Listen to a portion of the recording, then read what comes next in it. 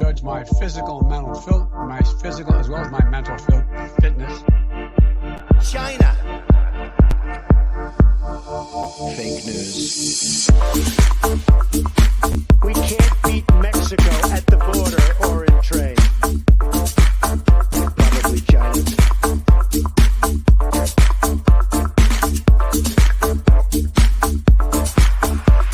Cuba!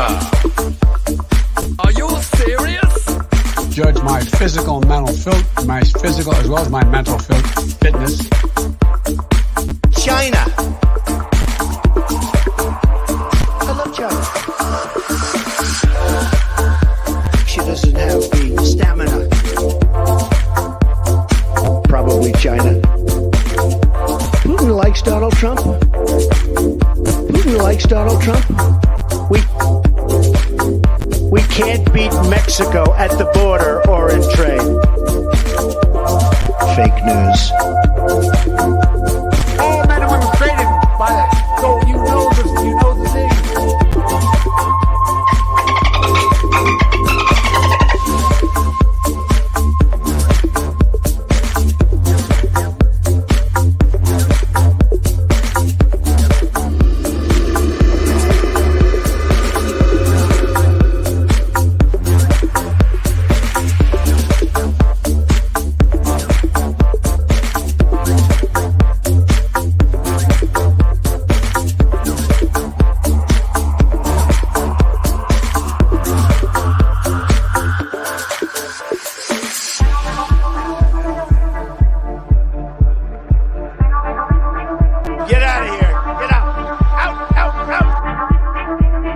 Probably China.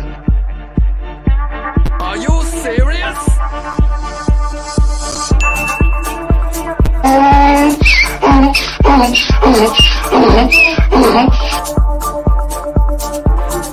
All men and women created by that. So you know the thing. Oh my God! What a fucking nightmare!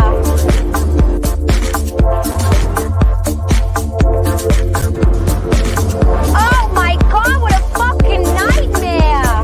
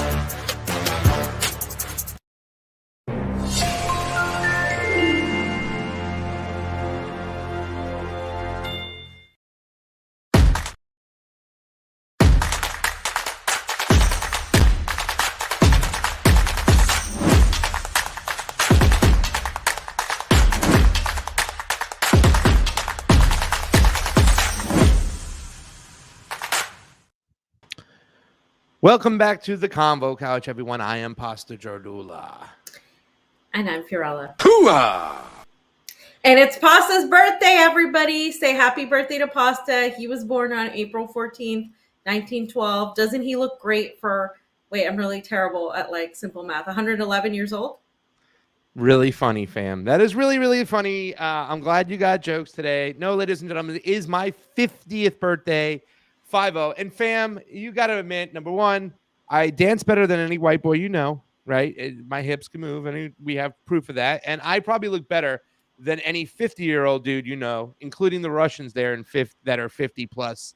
I don't know. The Russians are like vampires sometimes. They really are. Dude, they're clear. You know? They're white too, by the way. Yeah, but the skincare regime here, they really pay attention to the skincare. Yeah, they're so clear you can see their thoughts. That's what Steve would say. You can see their thoughts. But it is my 50th birthday, and I can't thank everybody who follows us and follows all my other shows and my other work that they've come over, shown so much love. You can see I have the Give Send Go suspended our campaign, so help Pasta get back to the Caribbean. I had to change the word. I can't use the C word. And if you're going to send me anything, my Venmo, my Cash App, it's also my birthday. So, you know, you can also help out with that as well. Please do so. But don't mention the C word or the P word. You can't mention those two words, those two countries. And I'll let you guess what they are. The other one might be dealing with Israel, but you can't mention that P word. And the other country is a communist country. You can't mention that C word. So if you're going to leave any love, do so, but do not mention that. We've had somebody who's already done that, fam, and got like literally hit, you know, and questioned about why are you doing this. Also, our Give Send Go. We're going to do our old Give Send Go right now, the Combo Couch Brazil. It's still open. Yes, we can't do the other one. We will figure something out. We will get something up in which you can probably send something to Caribbean-wise, but we have been spanked for trying to collect money to go to these other countries where there are sanctions in play. And we'll talk about that. But, fam, do you got anything else to say before we introduce my personal favorite guest of the Convo Couch, a guest who's been on several times? Do you want to... You pick the best pictures of Mark Sleboda. Oh, yes, we're having Mark Sleboda on. Here he is. You pick the best pictures for the thumbnail. Like, his hair is always, like, up in the thumbnail pictures. Yeah. As opposed to what? Being down right now? I mean, my man's over there. First of all, you ruined my introduction on my birthday. I wanted to say Mark Sleboda. You know. Mark the Shark, how you doing, brother? You're here today. It's great that you're on. I'm sorry we got our wires mixed up, but I'm kind of glad because I would have missed the show. I was in Cuba. I know we said, come on, talk about Xi and his trip to Russia with Vladimir, but so much has happened that I'm glad that you're here on this show today because it's going to be a great one, ladies and gentlemen. So share it on out. Rumble, Rockfin, YouTube, you know the drill. Mark, thank you for being here on my 50th birthday. It's special to me. Hey, old man. Congratulations. 1 year closer to death. Oh, Jesus. You're so much. I have something to take pride in. I'm still 2 years and a few months younger than you, you old F. Really? Wow. Damn. You're very much like my partner, Fiorella. Like, you know, you like to give those little passive jabs that you guys so eloquently fit in there. Thank you very much, Mark. Yeah, it's called passive aggressive. Yeah. So, Mark. Thanks for having me. It is always an honor and a pleasure to be hanging out on the conversation couch. I was waiting for that one. Love that. I missed that one. I was waiting for that. I can't get enough of that. And we can't get enough of Mark Sleboda on the show. Mark, you've been on the show for quite some time. You've been one of our most returning guests, if that makes sense. And so much has happened right now. I'm glad to see that you're still kicking it over there on Sputnik. The Twitter's still nice and growing. You're doing this. I love this background right here, by the way, that you have now set up. However, I do miss hearing the crow or the raven crying. How are they doing? They're just fine. They're chilling. One of them is just on the floor, and then the other two are chilling in the artificial tree in the house. And it's spring, Pasta. The temperatures are, in like 40s and 50s, and It's great. I It's feel the sun's right. out. You survived it was almost a winner.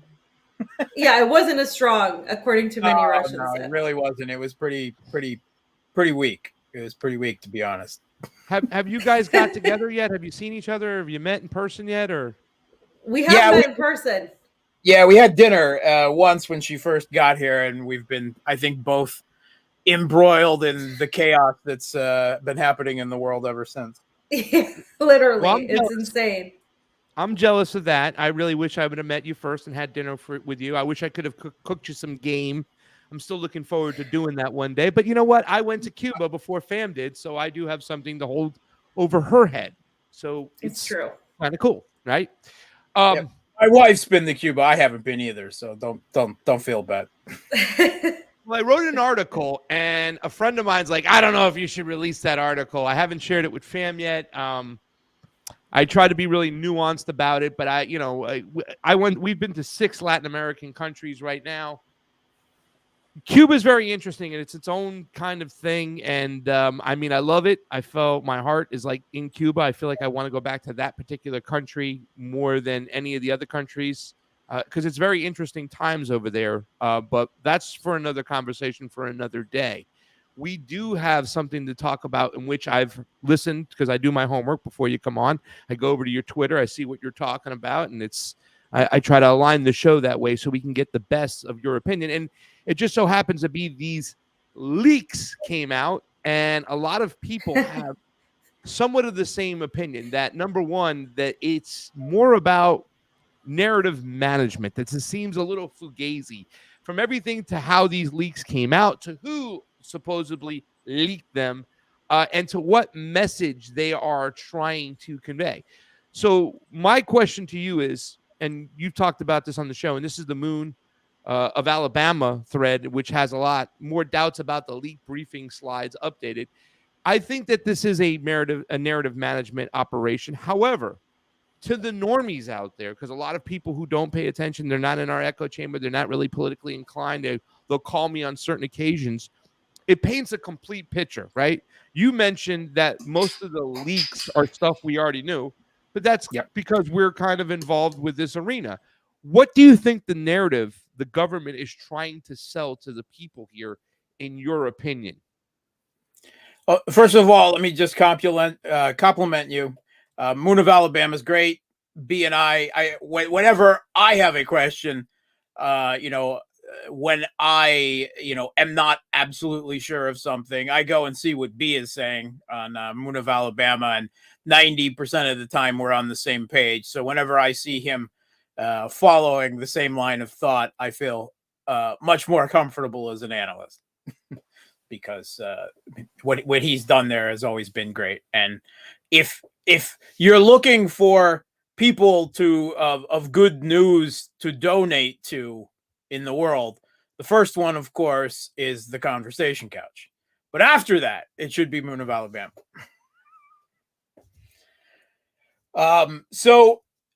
Russian military analysts are almost universally of the opinion that this is disinformation, that this is part of a very coordinated and very elaborate Psyops campaign, of which the principal goal, there may be multiple goals, and I think some of them may even be domestic in the U.S., but at least because these things are rarely ever done for one reason, right? You always check a lot of boxes when you're planning things this significant. But I think from the Russian perspective, the most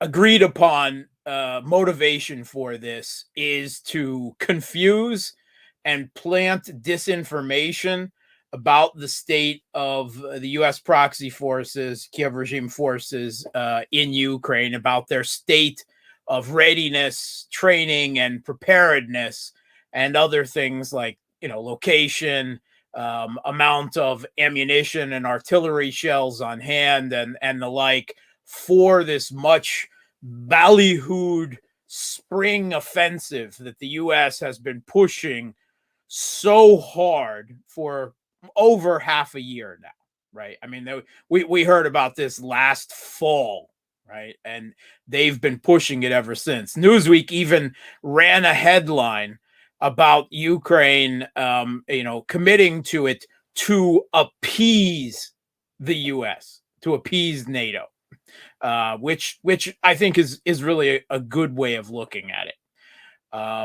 And one of the things about this conflict is that it is extremely hard to, at least at the strategic and operational level, to surprise your opponent, right? Whether it's Russia and NATO and the US on the other side, both have extensive satellite coverage of the battlefield. Both have significant signals intelligence, human intelligence on each other's sides. Both do drone and sophisticated aerial reconnaissance like the AWACS, right? It's very hard to surprise the opponent on anything more than just the immediate tactical level. So that might provide a rationale for going to such an elaborate extreme to either completely manufacture this incident or basically take it over, and then what might have originally been a genuine leak situation, and then release a coordinated flow of disinformation through it. And the goal would be to confuse Russia. One of the consistent things coming out of this leaks is that Ukraine is not ready for a counteroffensive, that they don't have enough training, that they don't have enough ammunition, artillery shells. They're now casting doubts on how successful they would be with it. And all of those things are largely to some extent true, but it's all relative, how true they are, for the immediate situation on the ground there and the imperative of launching an offensive. And now Kiev is saying that they may delay their offensive till summer. Russians aren't really buying it. They're assuming that the Kiev regime's counteroffensive is going to start with it by the beginning of May, and that all of this is a ruse to let them sit on their laurels and maybe get caught by surprise, and that's why they're not standing down. They're not assuming that this is genuine in any way, stretch, or form. Now, obviously, some of it, even if it's a coordinated disinformation campaign, a large percentage of it, probably the majority, has to be true, right? It has to be, because otherwise you would never then have the sweetener that would allow you to buy the most important disinformation bits that they want you to believe. And in this case, they primarily being the Russian military, the Russian government. So right now, Russian analysts are poring over this, what we've been made available. And the Washington Post, the New York Times, they tell us that there's some 300 plus pages of documents that were either transcribed or photos were taken from them and were placed on this Discord server, Thug Shaker Central. I don't know, Pasta. Did you catch that reference? Yeah. Okay, because I was not aware of it. I had to look it up, and I was like, "Oh my god!" And I actually had a moment of maybe the CIA didn't make this up, because this is far too outside the box and creative. But they've got some interesting people working for them, so.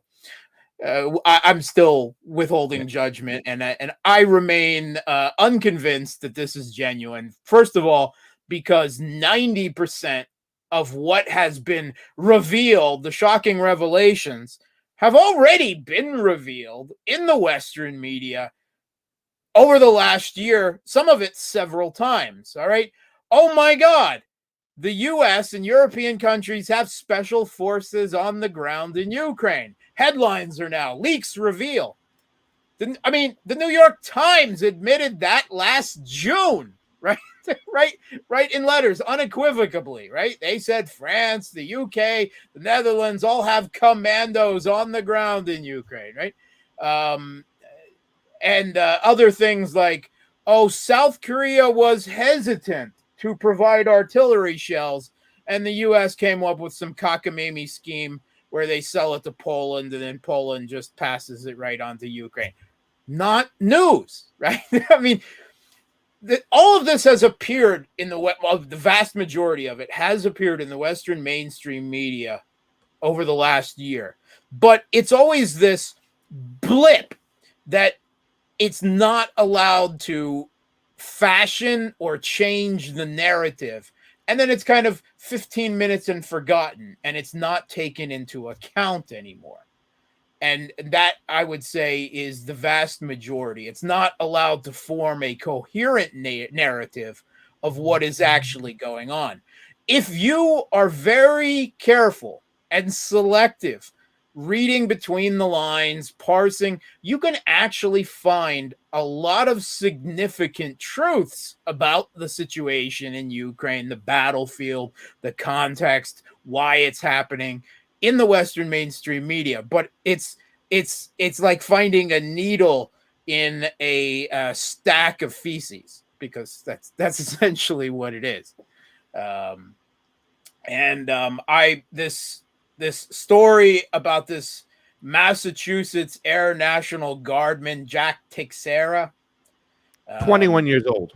Yeah, 21 years old. Okay, now, is it improbable that someone working in an intelligence wing in a secure facility with a clearance could gain access to this information? No, it's not. I mean, I had a top secret clearance. I mean, it didn't mean anything. I didn't operatively have access to anything, but I was in a nuclear reactor on a warship too. I wasn't in me as well. I was submarine, so I had to get So doesn't mean anything. They hand those things out like popcorn, right?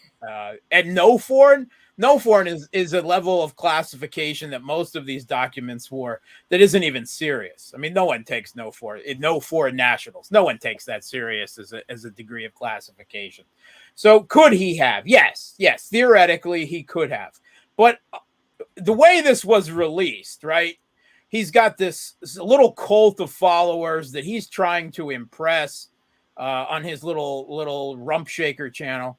And he's trying to, make himself the big man, and what he says, and he's trying to provide backup for the arguments he was making, because, I mean, who doesn't get involved in Project Zomboid and then start talking about international politics? I mean, that's a normal thing, right? I mean, for young teenage boys, right, on a Discord server, right? Anyway, that's what we're told. That he first was just transcribing it, and they weren't buying it. That's the story. And so he started actually printing out the documents, smuggling them out, and then photographing them, right, after having them crumpled up in pages in his pocket, and then spread them out on piles of magazine next to Gorilla Glue and nail clippers. I mean, it was such a studied amateur hour setup. You didn't even know what Gorilla Glue was, so just take it easy there, pal. You didn't even know what Gorilla Glue was. I've been out of the U.S. for 2 decades. Come on, I don't know. I no idea. I know what duct tape is. Isn't that good enough, right? But so he had all this there, and then he took photographs of them. Here's the thing. While it is not beyond the pale that he could have gotten access to these documents and read them, transcribed them, okay. But as soon as he would have printed them, that would have been automatically computer logged, right? You can't escape that. Questions would have been raised. Checks would have been made. Why didn't that happen? Is that such an enormous intelligence failure? This, security intelligence failure on the U.S. part? Color me skeptical. Color me skeptical on that one. And then the way he wasn't even found by the FBI He was found by Bellingcat employees working for the New York Times and the Washington Post. They posted it before the FBI showed up at this guy's house. And the New York Times, at least, tells us that they were the ones that did the digital tracking to locate him. Bellingcat. I mean, a known CIA and MI6 toady operation, right? Masquerading as, do they call themselves journalists? On this score, I almost believe it because, you know, the guy who founded them, Elliot Higgins, he blocked me so many years ago. I can't even remember his name anymore. That was his claim to fame before becoming this CIA, you know, mouthpiece. As he told us himself, he was a World of Warcraft grandmaster. And so I figure a gaming community on Discord is something that he might actually be familiar with. Yeah, so discovered by Bellingcat with all this very coordinated. We're told there's some 300 documents. I haven't seen more than a handful of them, right? That were released. And supposedly the Western media, which the U.S. government is saying very clearly, don't talk about this. We're not going to confirm it. But this part of it was changed. And meanwhile, the Western media, the New York Times, the Washington Post, Politico, and others are every day coming out with some new narrative from the leaks that they now want on the front pages. It is so coordinated. It is so, you know, you've got this story this day. We want this was in the leaks and put it out and put the right spin on it. That's what's going out. If it wasn't an original link, it is now completely under control and under coordinated and being using for disinformation, or it was an elaborate disinformation op. And this guy is just a fall guy, a patsy. That's my opinion. Even his, and here we get into the domestic political angle. How is he, Pasta, universally described in the pages of the New York Times, the Washington Post, Politico, CNN? What do they use to describe this young guy? Well, more like a domestic terrorist of like that's the white like guy, like a classical Trump supporter, I mean, right? Yes, absolutely. Loves guns, loves God, is slightly racist and anti-Semitic. This is what you hear again and again when they are described. Distrustful of the government, right? This is universal. Like if they're reading from a script, every one of them uses this exact description again and again and again, sometimes 2 or 3 times in the same story to make sure they punch it home into your brains. And I'm sure by sometime next week, it's going to be revealed that this young Massachusetts Air National Guardsman was a Trump supporter. Yeah. I'm pretty positive that is going to happen, because that will allow them to do a domestic angle on this, because they will never allow Trump to run for president again. And this will be used to help tar him as a beginning of more operations to make sure that he doesn't run for president again. Well, I think differently there for a second, because I think he is going to run. They're going to continue to victimize him, and he's going to win in a landslide, and then we're going to go to war with China. But we can see that we can make that and set the lines on that. I'm curious to hear Fiorella's take really quickly, because you said 90% of the leaks out there we already knew. Yeah. But I think there were 3 narratives that they're trying to put out there overall. Number one is the number one issue is they're providing themselves an off-ramp. You see, we've done everything we can. We sent everybody there. Nancy Pelosi, Mitch McConnell, Joe Manchin just went there with Travis Tritt. We had you two down in the subway thing. We've done everything we can to keep the spirit of the Ukrainians alive, to provide them with all the weapons, but they just can't handle it anymore. So there's our off-ramp to go over and move that money and those weapons and that support to Taiwan. The Restrict Act, right? every single briefing, are you guys providing more safeguards so this can't happen again? What are we going to do? We have the Restrict Act sitting right there. But another angle, Mark, and I'm curious to hear this one, and I'm curious to hear what Fee's got to say. This angle. Leaked U.S. intel, Russia operatives claim new ties with the UAE. We all know on this group right here what's going on with Saudi Arabia and freaking Iran. We know the delegation that just went to Sana'a in Yemen. Thank God, please, some peace in Yemen. I'd like to see that. But it also seems to me that they're signaling to future enemies like, hey, UAE, don't get too comfortable over there with the kingdom and what they're doing. And now we're going to put this on you that you have new ties to Russia. So that's going to manufacture more consent for interventionism with the UAE. I think that's a big thing that people are overlooking when it comes to these leaks. And I think that's one of the three top reasons, the narrative management operation in which this is, the off-ramp, the Restrict Act, but future enemies. What do you say to that, my friend? And then we'll hear Fiorella's opinion about why she thinks this is a narrative management operation as well.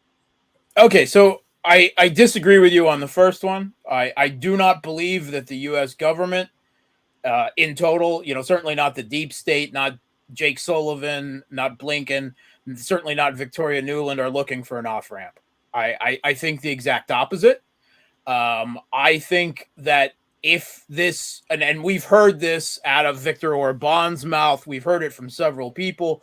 I was talking about it already last spring on my own channel and on Russian media, that if the Kiev regime, if this spring offensive goes nowhere, and if it looks like the Kiev regime has lost the Donbass and the NATO is having a hard time supplying the regime with artillery, shells, with everything, that at that point, the U.S., Poland, Romania, the UK, and possibly a few other non-importance like the Baltics will go into Western Ukraine directly. I'm absolutely 90% positive that's going to happen. Despite the unpopularity of the American public of this war, you think they're... Oh, come on. Millions of Americans protested in the streets against the Iraq war, and that didn't stop it. No one in the blob, no one in the halls of U.S. foreign policy gives two figs what Joe Smith in Peoria thinks about their geopolitical and military situation. I hate to tell you. You think you live in a democracy that actually has an effect on things like foreign policy? Get the out of here. Come on. you know better than that, Pasta. It doesn't make any difference how unpopular it is. And this is part of the narrative management, right? That will help swing a little bit more their way. So I wish they were looking for an off-ramp, and I hope I'm wrong, but I don't see that. The second one about the UAE thing, that's not a new enemy, right? Here's the deal. About 3 months ago, the U.S. started screaming about the UAE. All right, this isn't headline news because most Americans have no idea where the UAE is or, anything about it. But they have very quietly been making a big buck by helping Russia get around Western sanctions. They and a handful of other countries, UAE, Turkey, India, China, Saudi Arabia, Indonesia, a few others, right? But UAE is a big one that the U.S., in a economic sense, right? They've been helping with front companies and purchasing things and selling them on and so forth. But they are small enough that the U.S. can do something about, right? U.S. can't launch a sanctions war of secondary sanctions against China or India. They're not in a position to do that. Saudi Arabia and Turkey are two important geopolitical crux points for them to pressure too hard. But the UAE, that's a cocky little country that belongs in the U.S. sphere, has been for decades, that is getting out of control. So they have been telling UAE, stop. And this being released in the media is a bigger shot across their bow saying, knock it off, right? Or we'll come after you, whether that's sanctions or something else. But that's what the UAE is all about. The UAE, it's not out of ideological reasons. It's not even necessarily the Saudi thing that they're looking for more geopolitical options. Dubai is just a financial center of the world. It's where Russians with money are now going for vacation rather than to, their French villas or Tuscany or wherever the hell they were going before. I don't know why anyone would want to go to Dubai personally. But there's a lot of money going around there, and there's more money going around there because it's a big money laundering operation to help Russia avoid U.S. and European sanctions that's going on there. And everyone's got their fingers in that pot a little bit. Bam, well, did you want to jump in there?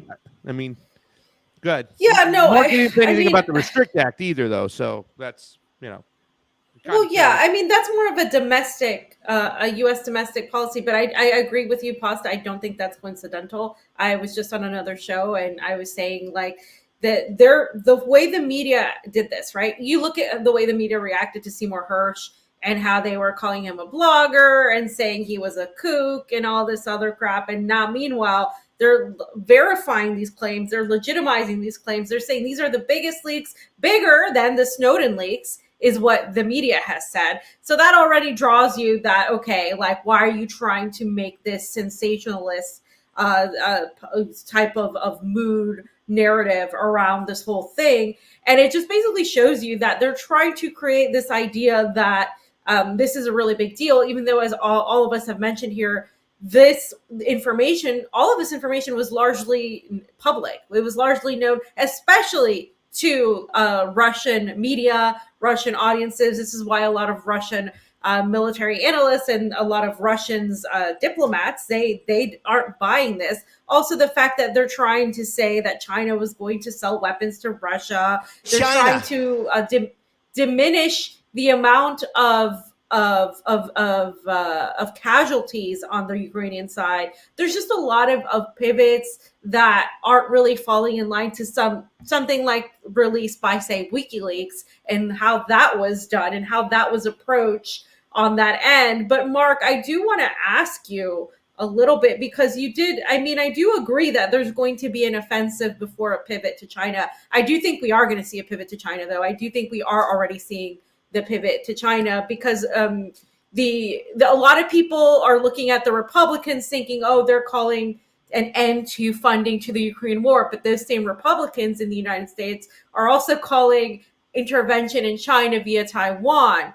So a little bit of a shift here. Do you think this has anything to do with the fact that the Russian military has pretty much 90+% of Artyomsk or Bakhmut, right?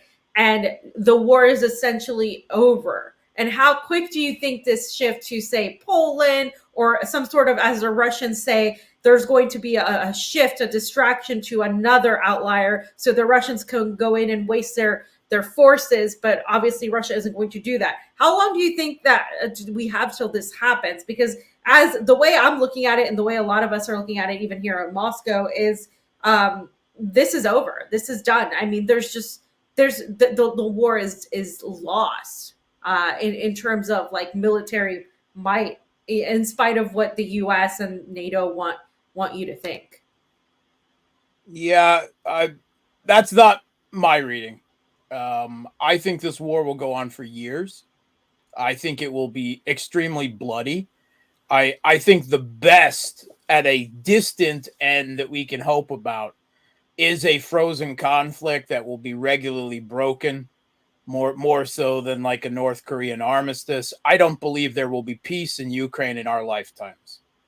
I do not believe that these Banderite fascists, these ultra nationalists that form up the core of the ideological support, the ideological troops, the vanguard of the Kiev regime will ever accept any surrender. And I think that a Russian attempt at an occupation of West Ukraine would be, well, we haven't seen bloody yet if they attempt that. That would be constant guerrilla warfare of the very nastiest sort. So I don't believe that there's any end to this conflict in sight. I think it will change because there will come a point where where NATO is not able anymore to provide any substantial amount of artillery shells to the regime in artillery war. And they will have to fall back on complete defensive. And there will be talk of the amount of aid of Ukraine to Ukraine decreasing, but that's only because they don't have much left useful that they can provide them to. And there may be some decrease in the amount of economic aid, but I think it will be worth it for the U.S. government to keep Russia tied up, not giving them a complete victory. They'll keep a drip line open to the Kiev regime. The Kiev regime can fall back into purely defensive status where their troops, even just infantry with small arms and handheld devices will be much more effective. And they will hope through economic and other ways to that the Russian public opinion will start to change. I know that's been their hope for the last year, and it's been a vain hope. But what does the situation look like 2 years further down the road, where Russia may have had to conduct 2 or 3 rounds of mobilization? Here's the problem: is there is no diplomatic peace possible here.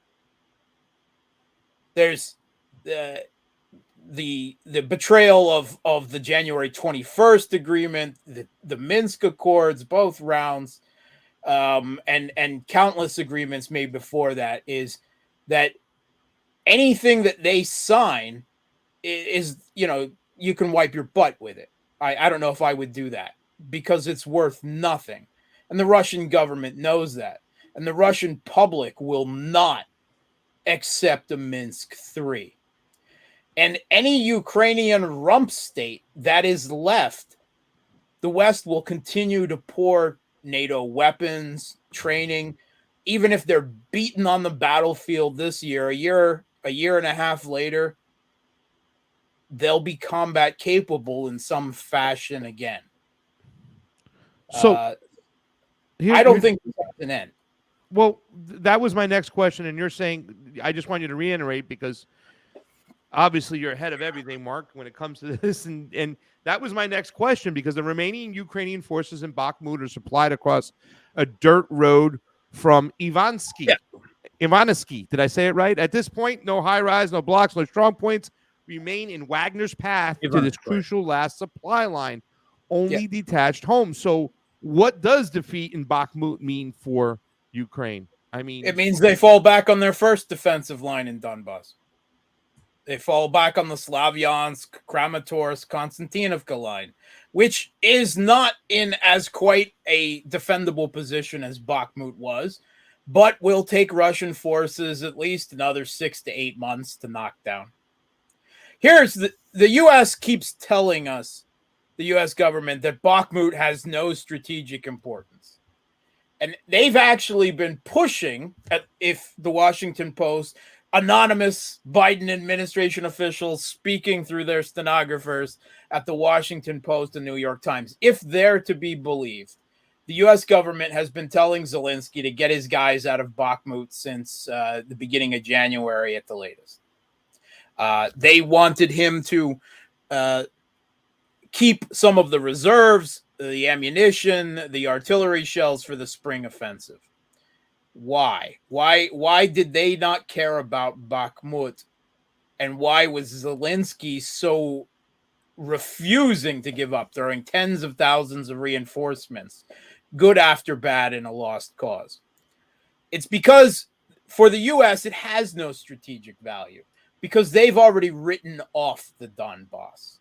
They know that Kiev will not. It's a pro-Russian region.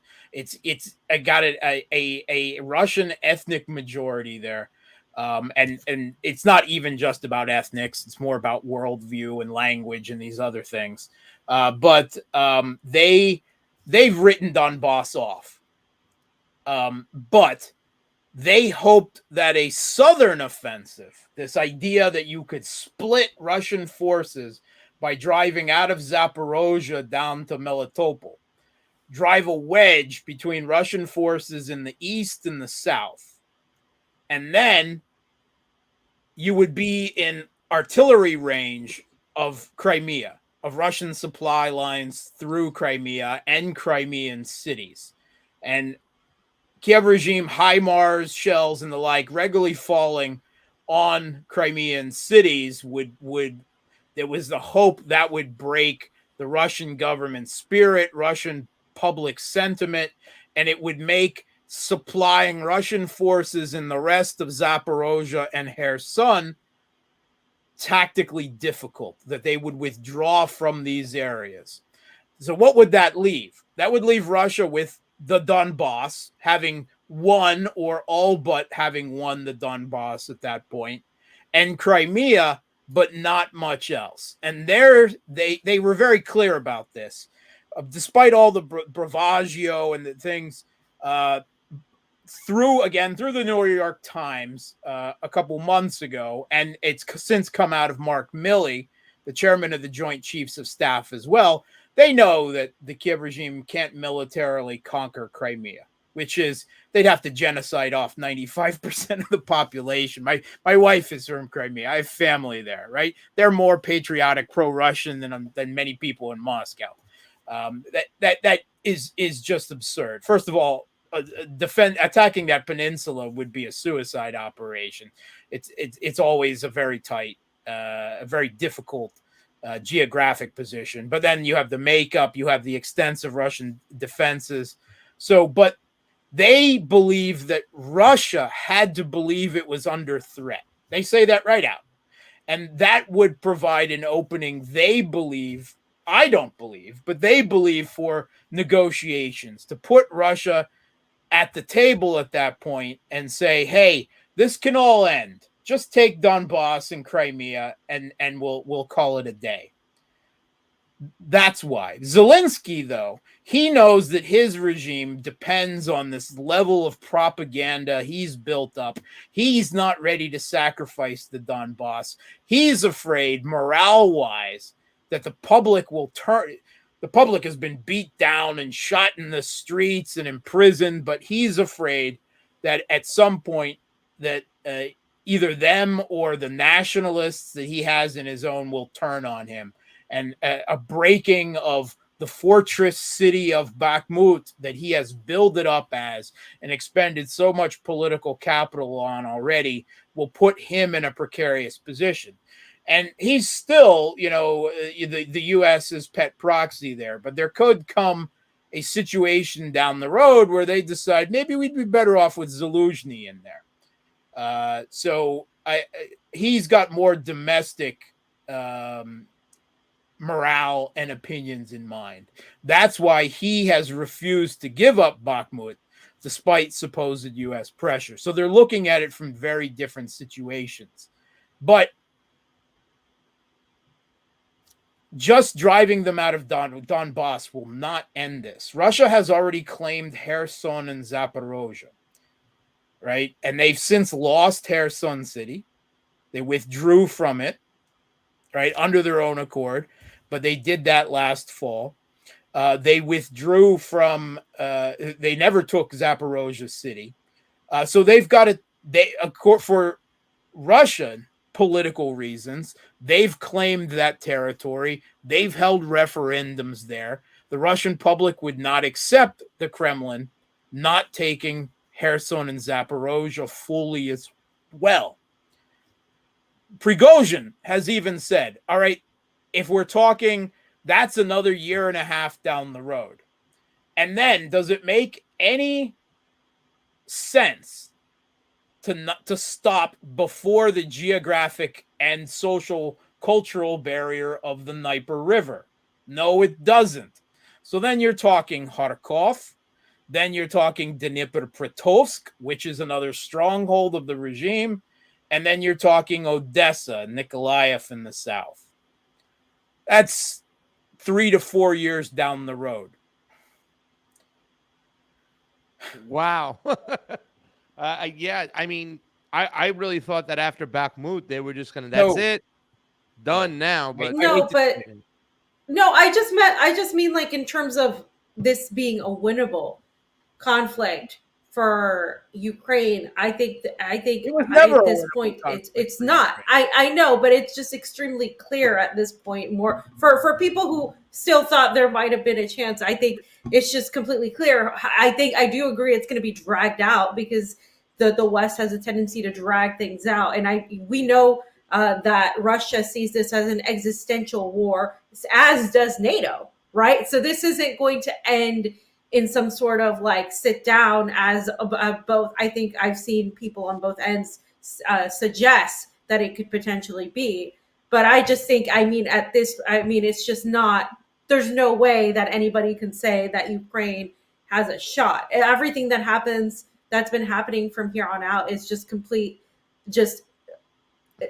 elongating a certain death, right? It's like it's a terminal patient.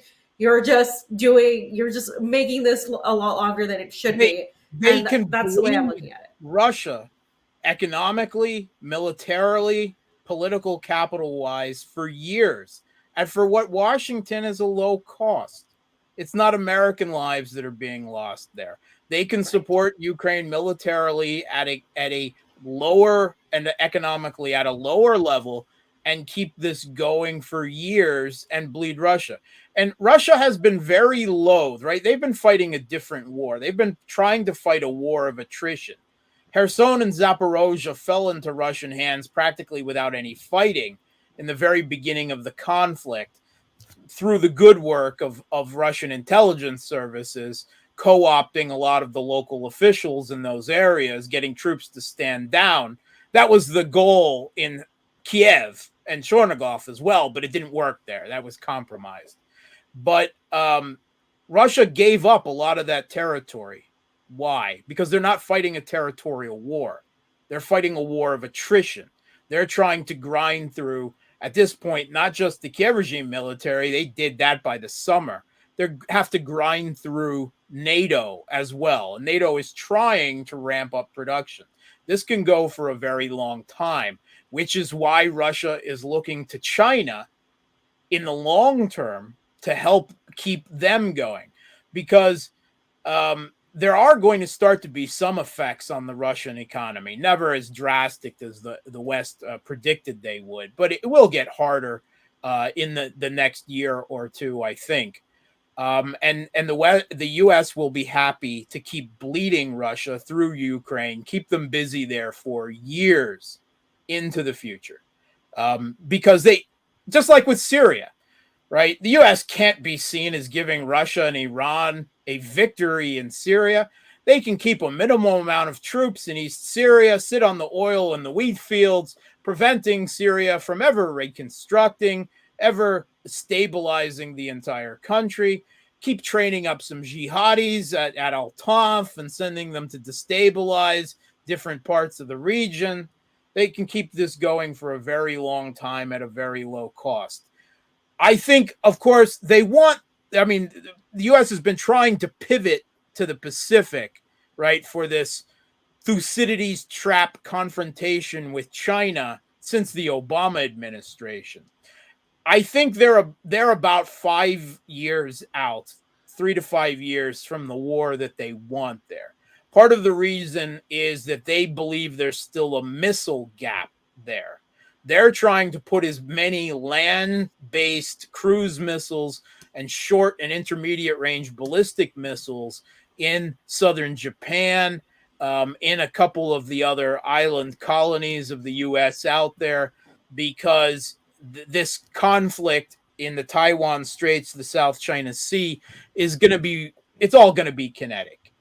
And here's the thing. A lot of the resources that they're expending militarily, emptying their own stockpiles in Ukraine, that stuff isn't really useful for the type of conflict that's going to occur in China. Yeah. You don't need artillery shells to defend China. You need fighter jets. You need missiles. You think these things, oh, the ATACMS, oh, we're not going to give the ATACMS to Ukraine. Why?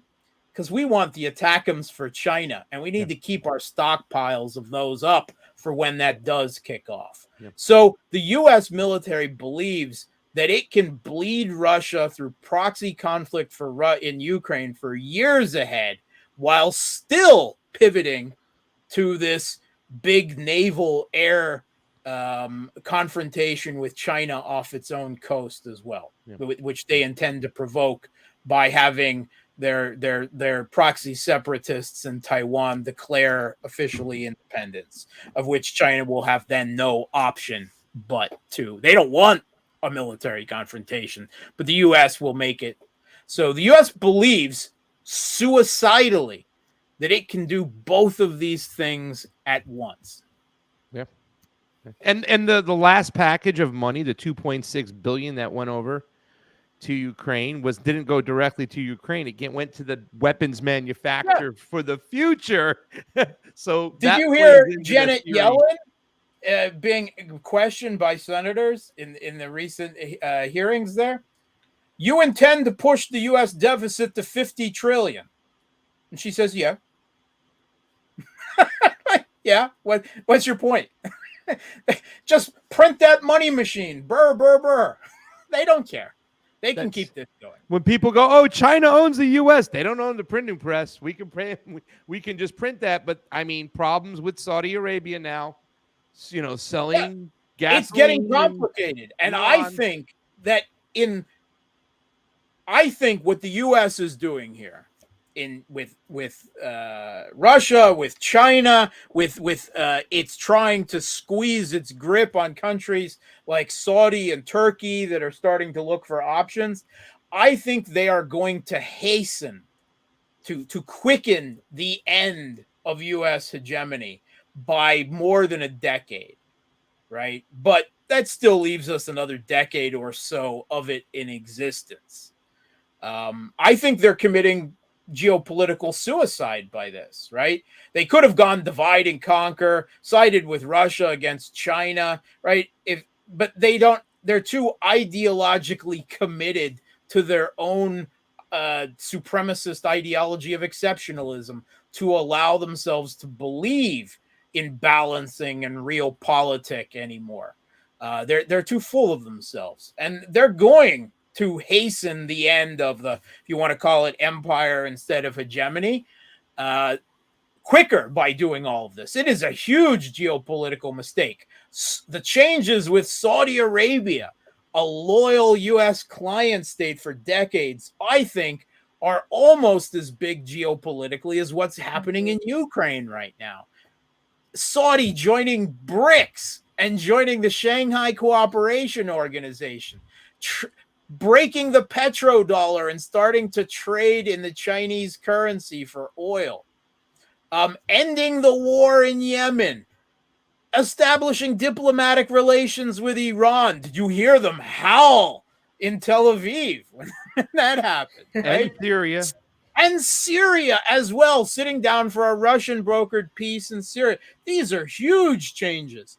And at first I thought it was primarily the huge personal animosity that exists between Mohammed bin Salman and Joe Biden. But I think it's more than that at this point. It's become so much. And now this latest round again, the U.S. says increase oil production. And Saudi says, Russia, OPEC plus, meaning Saudi and Russia, we decided we're going to decrease production. Get ready for more inflation. Something you might not have known, Mark, really quickly. I'm going to hand it over to Fiorella for the next question or statement. Jeffrey Epstein had a big picture of Mohammed bin Salman on above one of his offices. You go figure that one out. Let that twist your brain a little bit, Fee. Just the last question, Mark. How do you see the Russian public reacting, especially because we've seen several assassinations? We saw the assassination of Daria Dugina, and then we've recently seen the assassination of Vladimir Tatarsky, a famous war correspondent in Russia. And do you think there is a potential and a danger still for the Russian public to really see this as a negative, as a sort of stagnation? Do you think there's any sort of legitimacy in any of those fears? Because obviously they found connections to Alexei Navalny's organization. Even though he's in prison, his organization is still out there. And there have been attempts many times where people have said, well, Russia should be more aggressive. Russia has really a lot of red lines have been crossed. Same with China. So many red lines have been crossed by the United States. Why aren't they pushing back? Why aren't they doing this? Do you think there's the potential for a greater pushback, or do you think there's the potential for perhaps these calls from the West where they're saying, oh, Putin is weak, Putin is this, Putin is that? Any legitimacy to that in your opinion, especially because our audiences, many of them are in the West? Yeah, first of all, involving the FBK and some Navalny supporters and all of this, that was I as middlemen, basically as patsies for the Kiev regime's intelligence. That just totally burned. Not that Navalny and his right wing Navalny and his crazy little supporters ever stood a chance of becoming an actual political force in Russia, but they just completely wrote that off. Look, a lot of Russians are mad about what happened to Tatarsky, and it's important to remember that he's actually from what was East Ukraine. He's from the Donbass. This is the Kiev regime ordering a hit on what they regard as one of their own citizens. I mean, he identified as Russia. Russia regards him as Russian, but they've assassinated hundreds of people, hundreds of officials and politicians and journalists and activists over the last 9 years. They've killed hundreds of them, many of them in bombings just like this. The entire original leadership of Donetsk and Lugansk from 2014, 2015, they're all dead. Mm-hmm. They've all been killed. Any journalist who opened, they killed dozens of journalists, not just East Ukrainian and Russians, by the way. They killed Italians. They killed whoever was in the Donbass reporting on the ground. So Russians are tired of this. They want a victory. They need a victory. But at the same time, they will bitch. They will grumble. They will express the desire for quick vengeance, for action, for victory. But at the end of the day, they still trust Putin's government, that he knows what he's doing. And I don't believe that there is any hope. This has been the Ukrainian and the U.S. hope from the beginning, that their economic sanctions war would crush the Russian economy, the ruble would crash, Russians would protest in the street, and that would bring down Putin's government. That was their only hope of winning this conflict from the beginning, and they've had no success in it whatsoever. And I don't believe they're going to have any going into the future.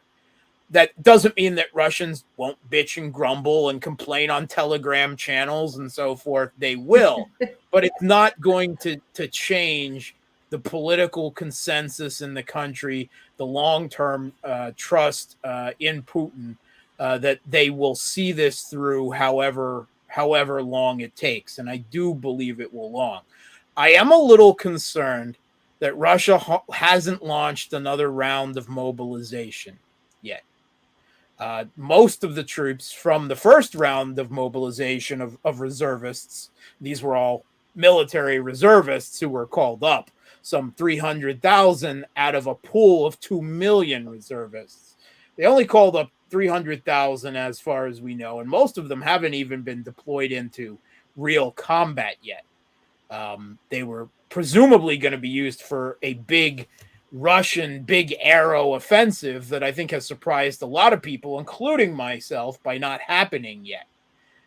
But it will come at some point, and it would seem to be the time for Russia to begin another round of mobilization, call up another 300,000 or so.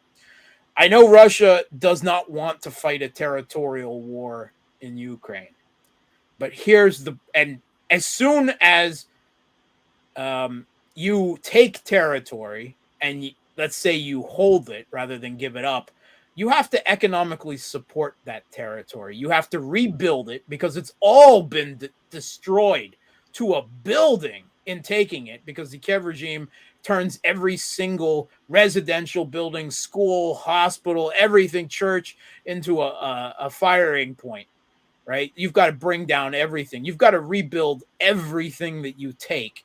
You've got to support the population. That is an additional economic expense. In the long term, quite honestly, I don't know how Russia is economically going to be able to afford rebuilding all of East Ukraine and bringing it up to the Russian standard of living. They don't have the capital. They're going to need huge Chinese investment for it. And the Russian resources, right? The management, just to manage it. Like, it's just extra territory that you have to manage, that you have to spend so many resources on. It's a huge cost, right? That's why they've been actually very loath to take territory and hold it for so long, for so early in this game. Something that the Russian government is perfectly prepared to go on with this for years. Right? Yeah. There will be no return to normal with the West. Yeah. That is over. We're living in a different era than the one that we did up until last February. Yeah. There's no going back to normal there. And the bipolarization of the world as the U.S. forces, are you with us or are you with Russia and China, is going to continue. And they're going to continue to put pressure on every country, like they're now doing with Serbia, like they're now doing with the UAE, which eventually they will put the screws to Turkey. And there could be a change in government in Turkey very soon. That could throw a big geopolitical wrench in everybody's plans, because Erdogan has been taking everyone up the butt for years now, exploiting, going one way and then the other, and leveraging differences between Russia and the U.S. because neither was willing to tee him off too much for fear that he would go into the other's camp. There's potentially a lot of big geopolitical changes, a lot of big events that could happen here. But long term, Taiwan, right? Taiwan's got an election coming up. Taiwan has an election going up, and the U.S. is pouring money into their little gongos that they've got set up there to make sure that every polls that I've seen say that right now a little over a third of the Taiwanese population just wants to reunify with China. They want the U.S. to get out, but it's still only a third of the population. But still, you'll never hear a single word about those political forces, about those political process, about that 35% of the Taiwanese population in the Western media. They don't exist. Just like, Ukrainians opposed to the putsch regime in Kiev that seized power in 2014, they don't exist either, right? If they do exist, they're just agency-less Chinese proxies, like the people of East Ukraine were Russian proxies and so forth. But increasingly, we're going to be looking at a bipolar world, a less globalized world, or more economic blocks of civilizations and globalization, a more fractured, smaller internet, less, right now already the airspace changes and the cargo disruptions around the world mean entire blocks of the world are now off limits to each other, right? European airlines are still complaining about they not being able to overfly all of Asia over Russian airspace and the like. Unfortunately, this isn't going to end. It's going to increase and increase and increase. And you'll tell your kids about however much you didn't like globalization. You will tell your kids about the golden age of globalization and the golden age of a global internet, because our kids, or our grandkids at least, won't know that world. It seems like they want to Wow. make sure that Eurasia is going to always be at war with Oceania. And We've always been at war with Eurasia. Mark Sleboda, ladies and gentlemen, here on my birthday. Mark, thank you so much for Sorry coming for on the bringing show. you down on your birthday, Pust. Hey, man, you made it special, dude. It was special the first time you came on. I remember when you were explaining to me why. And now we know, and I think it was Merkel who spilt the beans that the Minsk agreements were nothing more than a stall tactic. But you explained to me why Putin and the Russian Federation wanted the Donbass to stay part of the Ukraine. That was a Russian contingency there that would vote in, a more balanced government. And he really wanted to make that happen. And a lot of, people within Russia were starting to lose their patience with him not intervening. Right? Right there. But the one thing I do want to say before we get you out of here is that I don't think that the United States or the predator class, the ruling class, really thought it was realistic that they would have a regime change in Russia. I always used to have this saying, the Western oligarchs don't care who wins the war. They don't care who loses the war. All they care is that they have a war.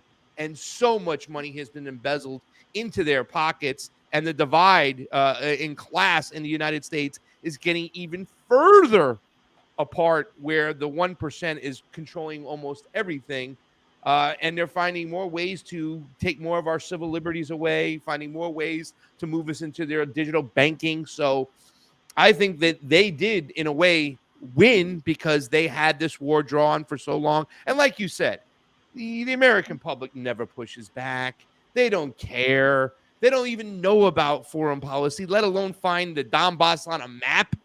So it's interesting times, and we will see. Only time will tell in the future what's going to continue to happen in the Ukraine. So thank you so much, Mark Sleboda, for coming on my birthday. Thank you, Mark. Thank you for your very, very real and Russian take on this. Right. Hey, you're almost it's as rubbing Russian off as on I you. am now, Fiala. You're coming up on a year. It's not too long. You're right. Coming up on a year, and I'm getting paler and paler. And yeah, we'll see what happens. It's so strange to realize you're in the same city now. It's weird. It's such a huge city. I don't think people realize how big it is, and you can go 2 hours and still be in Moscow. It's like insane. You guys need to get some sun because you're becoming so clear. It takes me an hour and a half to get to where you go to work every day. So, really? Holy cow! On the tube. Yeah. Yep. Well, let me tell you guys a 2-word thing that you need to invest in: tanning beds, because you're becoming so clear, Mark. We can see your thoughts, right? That's a Steve line, my friend. I'm perfectly fine without skin cancer. Thanks. I don't mind being pale. You catch him on earthquakes, Sputnik. tornadoes. Yeah. I intend to die of a heart attack, not skin cancer. It's a sign of good living, right? Guys, you can catch him on Sputnik. You can catch him on his Twitter. He's putting up some stuff over there. He's got the new background. He's still got the Ravens. They're just crowing somewhere else. We love him. He's one of the all-time guests that come on this show. Mark Sleboda, ladies and gentlemen. Thank you, Mark. Love you, Mark. Appreciate you. Thanks, guys. Peace. Ooh, I cut him off. He said take care. Sorry about that, Mark. We love you. Bye, LOL, Mark. Fam, let's get to it because it's my birthday and I want to be done with this. My phone is blowing up. Guys, remember, if you want to help on out too as well, you could always just, we have a Give, Send, Go. It's our old Brazil one. I'm going to put that back up there, but you can go and donate to that one because they shut our other one down. So please, if you can help out, please go over here. It is the Convo Couch. I'll put it up really, really quickly. Here it is. GiveSendGo.com, the Convo Couch Brazil. We will put something else up too as well. Thank you so much, guys, too as well. And if you want to help out my birthday too as well, you can help me get back to the Caribbean and fee. Hopefully we will get that thing going. My Venmo is down below. My Cash App is there. I hate asking for money. It's so stupid. I can't stand it. But you guys are the only way we get to keep this going, and we get to keep it working. So please, if you can help out, do so. If not, the best thing you could do, fam, is share the information. Share.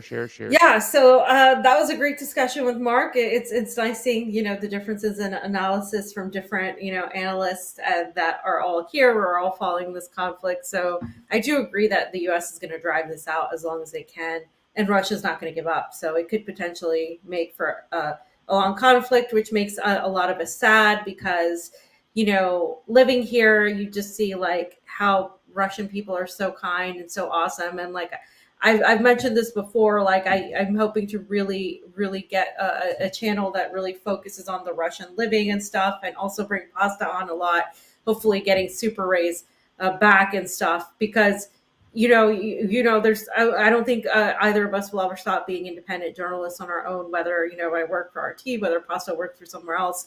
I think this is what we love, having our independent thoughts or independent analysis. And, when I do the news, I don't get a chance to really say what I think a lot of the time. It's just literally the news. So like, this is like my outlet to really say a lot of what I think and give more of an analysis perspective from a journalistic point of view, but still an analysis more than just, straight up facts, because I do think like that is also something that is required to get a better understanding of the whole situation. So fam, since it is your birthday and you have a lot of fun things to do, let's talk about the other big news that's going on besides the Pentagon leaks that we have thoroughly debunked with Mark as well. This is a huge deal. We're seeing, as Mark mentioned, one of the biggest things is Saudi Arabia reestablishing diplomatic ties with Syria, reestablishing diplomatic ties with Iran. There's the reemergence of just so many new relationships in the Arab world that were completely just fallen off, right? And on top of that, we're seeing the emergence of an attempt to de-dollarize the world, to stop relying on the US dollar as the number one currency. So a lot of people were questioning Lula. And here's the thing, this isn't about Lula. This is about Brazil and Brazil's economic needs. It is illogical to think that Brazil was going to go any other way other than to do what's best for Brazil. Brazil is the largest economy in Latin America. China is its number one partner, economic-wise. Its second one is the United States.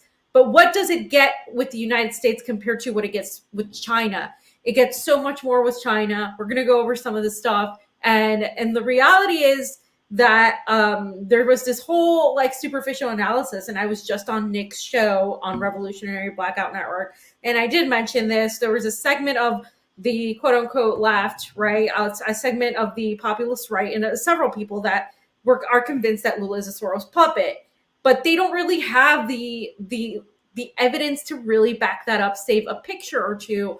Lula is one of these diplomats who literally goes around and talks to everybody. That's one of the things he was known for in his whole career. The U.S. establishment was literally very, very much involved in ousting him via this imprisonment that we know. These are the same things that are thrown at him, that he's corrupt, but literally all of those charges were dropped.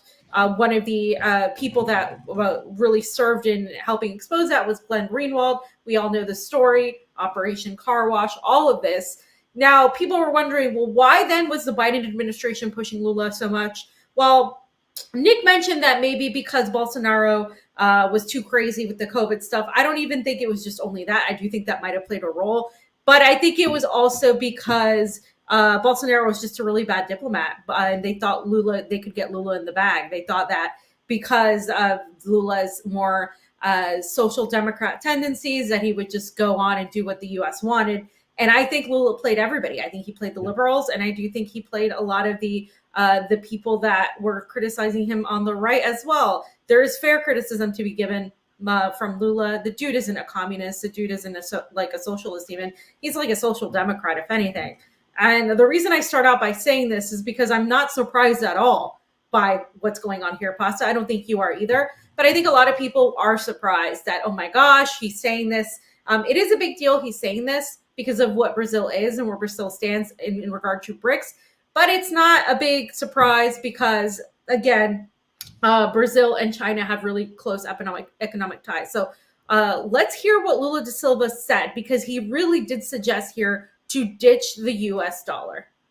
By the way, too, I don't know if it was framed. I didn't watch the show yet, but like the one area of the COVID is the one area I agree with Bolsonaro. The one area I agree with Bolsonaro. No, but that's not what we were talking about. We were saying that the things he said about it, even turning you mentioned into an alligator. Yeah, just made it a little bit unrealistic. Yeah. There we go. Every night I ask myself, why should every country have to be tied to the dollar for trade? Why can't we trade in our own currency? Today, a country needs to run after dollars in order to export, when it could export in its own currency. Who decided that the dollar was the currency after gold? Every night I ask myself. Right. So who decided that the dollar was the currency after gold? Who decided that the dollar was the currency after gold? Who decided that? Why is the dollar like? I mean, has anybody ever questioned this? I mean, I think a lot of us in the West haven't, because we've never had to, right? But other people in other countries, they always have to go around looking to finding ways to trade in the dollar. And they're like, wait a minute, why don't we just trade in our own currencies? And this is something that has been Lula, before he became president, he ran under this. He ran under talking about the SOR. He ran on establishing new currencies. So this is nothing new. He's just literally going along with what he said. But this visit to China, previously, of course, he was in Shanghai, where he attended President Dilma Rousseff's. She's the former president of Brazil, but she's now the new president of the Bank of BRICS. And then he went to Beijing to meet Xi Jinping, where they were going to discuss ways to increase cooperation between Brazil and China, specifically in economics, agriculture. We pointed this out on the last show. And out of this whole thing, of course, 15 new bilateral agreements were announced, in addition to the ones that were previously agreed on before, as well as Lula inviting Xi to Brazil. And the peace plan for Ukraine as well was a whole other thing that is being pushed. Now, I do have to say, what does this mean? How for the West, right? What does this mean for the United States? Well, this just is further showing that the U.S. is losing its dominance in regards to its dollar. And that's just a fact. There's no going back, as Mark said. The world that we're witnessing here is a changed world. There's no going back to what happened. And I do think the catalyst for a lot of this was Russia's involvement and its special military operation. I genuinely do think that really set it off. And we can talk about why later, but Pasta, if you want to go ahead and play the video, you have anything to say? Yeah, I was just going to say, I think a lot of people felt that the reason why the Bannonites and the populist right pushed so hard in Brazil, and they were led, and this is the thing, like they stayed away from us. I was screaming at Matthew Turman, I was screaming at Tucker, I was screaming at InfoWars, get me on. I've actually observed it. Me and my partner went there to Brazil. We understand the system in and out. You have people on there that weren't even there for the election spewing lies all the time. They stayed away from us. I think a big part of that was because I feel is that the Bannonites and the Trumpers and all these other people, they wanted to make sure there was a wedge between Brazil and China. And, Lula had started BRICS. And, that's why his vice president is now going to be the banker of the BRICS currency, as they wanted to stop that. And that's the reason why, which will also play into now, well, that's why Victoria Nuland and Biden, and they want Lula in there because he's a puppet of the Chinese government. That's what they're going to spew. But at the end of the day, Lula cares about his people more than anything. He's a nationalist. He cares about the poor people in his country. And if you can get a better economic deal with China, right? If you can improve the lives of your own citizens by doing business with these guys over here in China rather than doing business with the United States, you're going to do that. That doesn't mean you're a puppet of their government. And that's the whole problem we have right now, is people thinking that you're doing business with China makes you a puppet to this hidden society, one world government thing where the Chinese government's pulling all the strings over here in the United States. They're influencing academia in the United States. They're the one pushing the culture wars. And anybody who does business with China is just more of a puppet of that, of the WEF, of the WHO, and whatnot. But it's really about economics, right? Economics, where Bolsonaro sunk that government economically, where it went from the number 7 government in the finances in the world to number 14. You know, people within his own government were like, "Oh shit, man, what's going on?" This disconnect and not wanting to go fully doing deals with China is really hurting us economically, and people don't want to even factor that in. They want to think that, you know, because they were lied to, that Bolsonaro was the greatest thing since sliced bread and you know, good mozzarella cheese. He's not, right? He did nothing there economically for the country. The only movement he had was a conservative Christian movement. Lula, however, had 2 terms in which he economically brought Brazil to the center stage. The opposite of what Donald Trump said is true about Bolsonaro. Bolsonaro put you on the map. No, he didn't. Lula put Brazil on the map. Lula changed that country, and Lula needs to get credit for that. So it should be logical in your mind that he was going to be the favorite, and it was going to be really hard for Bolsonaro to take that over. And that's something that is just, it's a misconception, because, you know, shows like freaking InfoWars and shows like Tucker kept showing pictures of the Brazilian Independence Day and saying this is a Bolsonaro rally. No, it wasn't. And they kept showing those pictures and lying and duping the American people. So let's play this video over here, fam. Yes, fam, exactly. The president has called for new ways of trading around the globe during his visit to China, suggesting to use national currencies instead of the US dollar. Every night I ask myself, why should every country have to be tied to the dollar for trade? Why can't we trade in our own currency? Today, a country needs to run after dollars in order to export, when it could export in its own currency. Who decided that the dollar was the currency after gold? The call for de-dollarization comes as China and Brazil have conducted a transaction in yuan for the first time ahead of the Brazilian president's visit to China. The sides are expected to sign several agreements underscoring Beijing's role as Brazilia's key partner. Dilma Rousseff, the head of the New Development Bank, says that BRICS nations continue to prosper and have already outgrown the economies of G7 countries.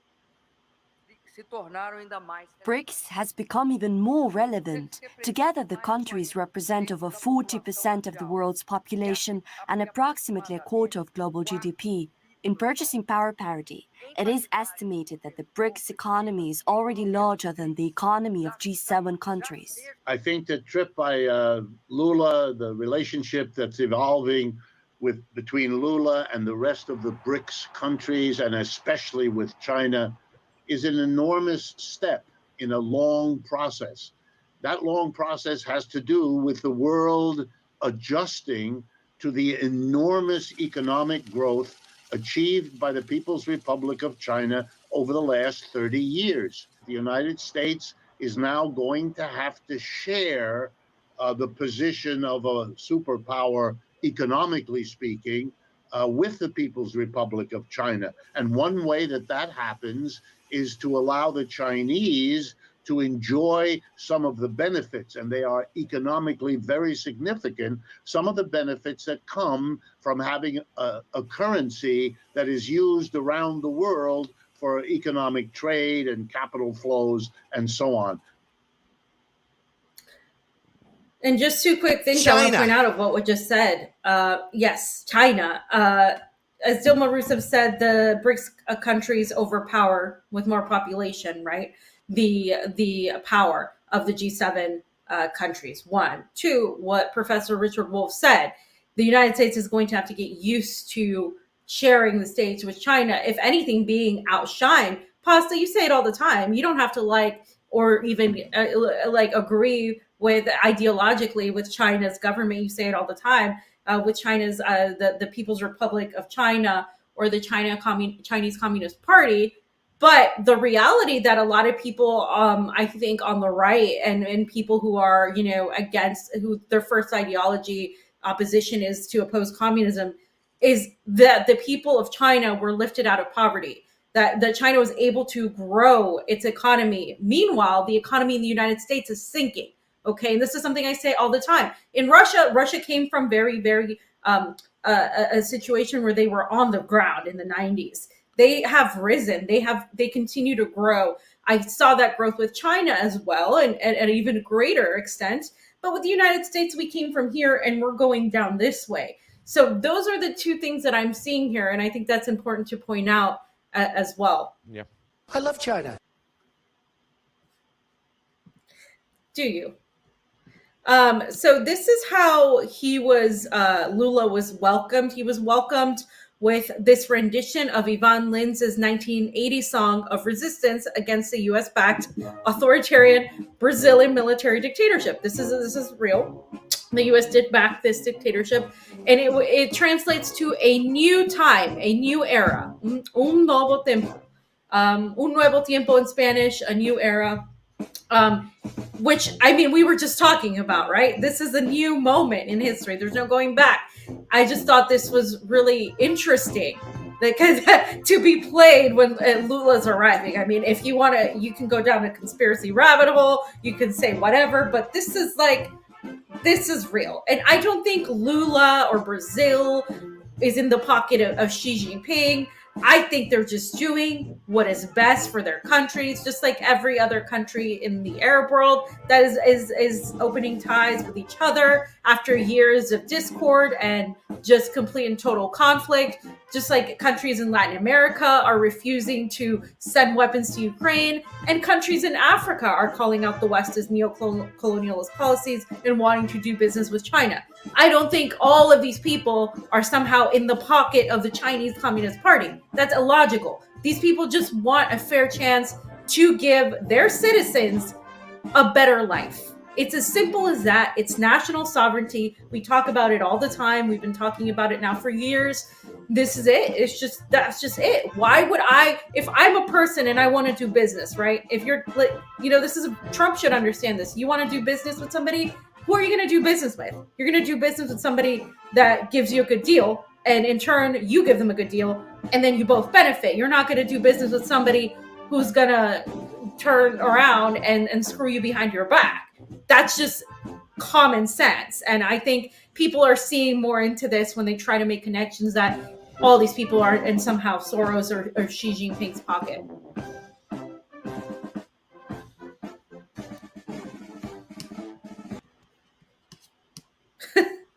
Fim, take a look at that. Just kind of piggybacking on what you're saying over there.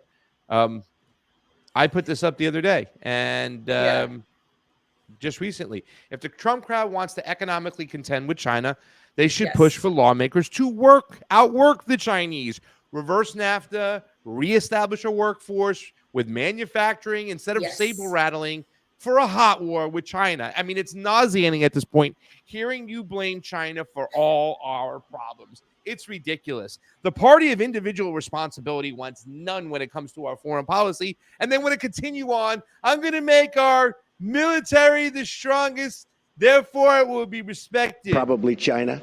No. Okay.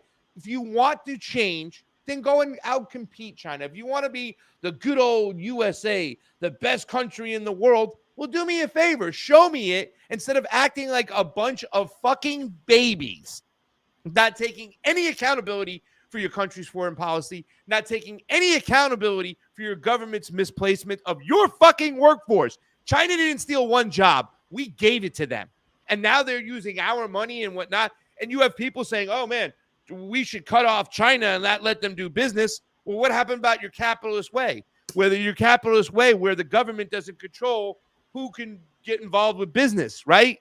It's up to the market to decide. And if China has the money because they've been making our shit and they want to invest in our economy, why shouldn't they? You're all fucking capitalist. You were able to take all the jobs and crush your manufacturing base here in the United States and send it over there and look your people in your face and say, hey, it ain't our fault. It's their fault.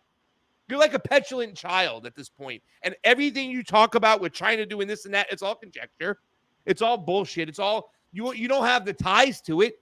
China doesn't own us. You own the money printer, ladies and gentlemen. There you go, fam. Let's get this up. I'm getting pissed off. Fam, I just want you to answer this real quick. Sure. This question, because you had a really good conversation with Carl Zah, right? Yeah. And this comment says, China is not a communist country. Second, the U.S. doesn't have a problem dealing with a communist country. Problem is that China is doing capitalism better and is surpassing the U.S. on all fronts. What do you think of that comment?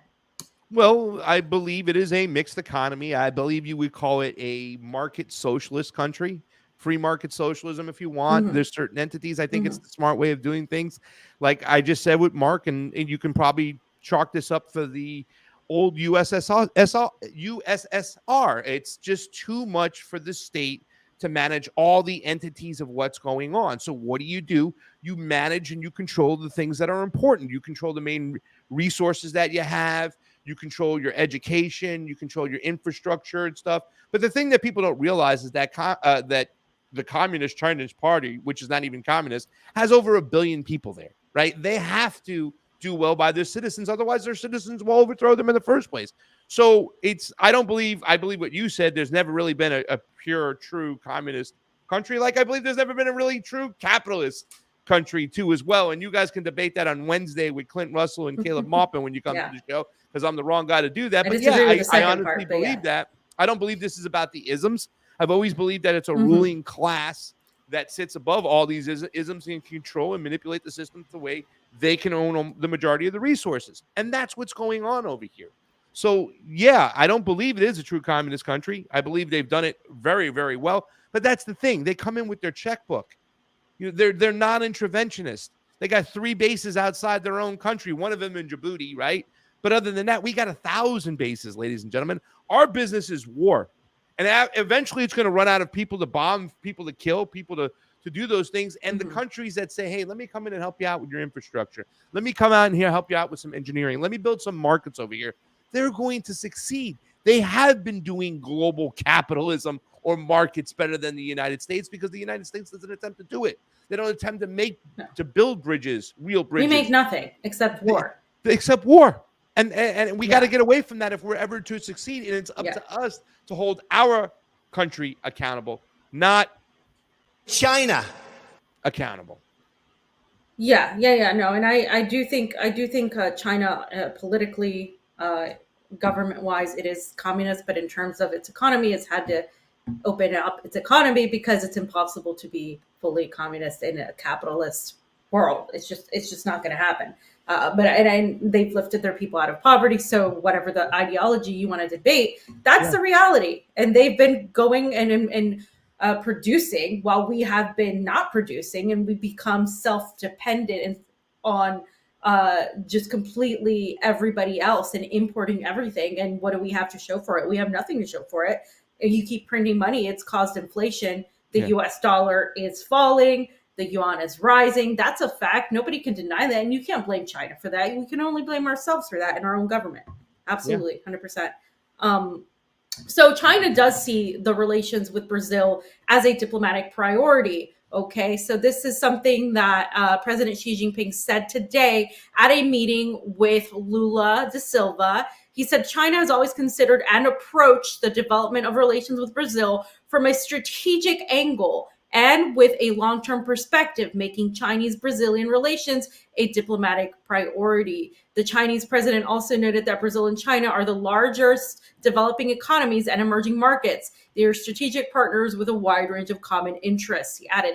Again, they're telling you what this is. He's not saying we love Lula, we think that, we're best friends, we agree, we're both a bunch of commies that agree on all this stuff. This is a strategic partnership. This is economics. This is, guys, that's all it is. If you want to focus on creating these alternative views, like where there are none, this is literally just doing what benefits two economic powers that really would mutually benefit from having this relationship. And when we talk about, because Mark mentioned the word bipolar, right? And we talked about this with Terry, where it's gone from like a unipolar world to perhaps a bipolar world right now, with the East and the West opposing each other. But this is on its way to a multipolar world where you have Latin America, Africa, the Middle East, Asia, East Asia, Southeast Asia, and then you have, of course, hopefully North America participating. That would be a multipolar world. That's pretty much the goal of a lot of countries. It's not like Brazil doesn't want to do business with the United States. They've never said that. Lula met with Biden, right? Like, he's not meeting with the United States. They're not saying this is an anti-West, because a lot of the times people think this is very anti-Western. It's not anti-West to want to open up your country to other markets. It's literally just we're going to work with everybody. When we went to Honduras, that's what Xiomara's party told us. They want to work with everybody. They're not looking to isolate the United States or isolate themselves from the United States, but they were looking to work with everybody, which means this is why they've, of course, shut relations with Taiwan, because they've recognized the one China policy. This is just where the world is going. You'd have to be an idiot to shoot yourself in the foot. But you know who's shooting themselves in the foot is the United States and Western Europe. And that's why when Macron went and said, well, we need more autonomy away from what the United States and the West are doing, all of these people freaked the hell out, because he was actually suggesting something logical. Why the hell would you follow the US down the drain in what they're doing? Because the US is going to be a lot better off than you are. Look at what's going on in France. Look at what's going on in Germany. Look at the energy costs. Look at how Europe is literally falling faster than pretty much anybody, including the United States, because that's who the United States is sacrificing in this conflict. They're not sacrificing US soldiers, as Mark put it. They're sacrificing Ukrainians and the people of the EU. And Victoria Nuland said it very, very bluntly. Yeah. Well, the whole thing is if we want to change, if we want to adapt, if we want to survive, we got to change our ways. Because what they do, the United States government, the ruling class, whoever you want to say is pulling the strings, is they justify Americans' greeds. That's why we can say we can have the system we have, because we can blame it on somebody else. And if I can blame it on China, then I can justify everything I have, or justify the means of getting it. When I tell people that, well, you know, the reason why we have so many nice things, because like everybody's trying to get into this country, fam. It's the best country in the world. I'm like, no, because we're the biggest bully on the block. We've had our boot on people's necks. That's why we have the little toys. That's why we have all the distractions. And that's why you buy into it, because you'll justify your country's greeds. And that's the whole problem here. If we want to survive as a country, and I know I'm not talking about us right now, I'm talking about my sister's baby, my nephews, my nieces, my mom's kids, her grandkids, those things. It's not going to be the same world for them if we don't change our ways. And if we are going to sit here and brag and boast that we're the greatest country in the world, then let's get to it. Let's do it with our innovation. Let's do it with our engineering. Let's do it with our ideas, right? I mean, I believe some of the United States people are some of the most loving, compassionate people out there. However, they're just so propagandized and so distracted. We need to take our head out of our ass and start looking at our foreign policy, because it's the majority of the money we waste. And it's also the number one form of us isolating ourselves while China and Russia is coming in there and saying, let's help you. Let's work together. Not you do this or else, and then put a fucking military base there. People need to wake up, or it's going to be too late. They can't let these psychopaths run rampant right now. Every single time I heard Blinken open his mouth, I want to throw up. Every single time I hear Lindsey Graham talk about the shit he wants to do, I want to throw up. You hear these new people like Vivek Ramaswamy, World Economic Leader Forum junior guy and Soros puppet. And these are the new ideas. I'm going to militarize the border, fam. I'm going to bring our troops there. I'm going to put them on the border, and I'm going to annihilate the cartels and crush China, and I'm going to sanction the hell out of them. These are the new ideas. They're justifying your stupid behavior and your stupid thoughts. If you think that China's behind the scene pulling the strings over here, and they're trying to usher in this Marxist fucking cultural Marxist ideology and plan, you're stupid. You're being distracted. They do it because they extend an olive branch. They're non-interventionist, the Chinese. They come in with their infrastructure. Why can't we do the same? What happened to the good old American way? Why can't we do this? Why can't we say, hey, listen, we'll have a new dawn, a new day. We're not going to bully you anymore. We want to come in and help build you.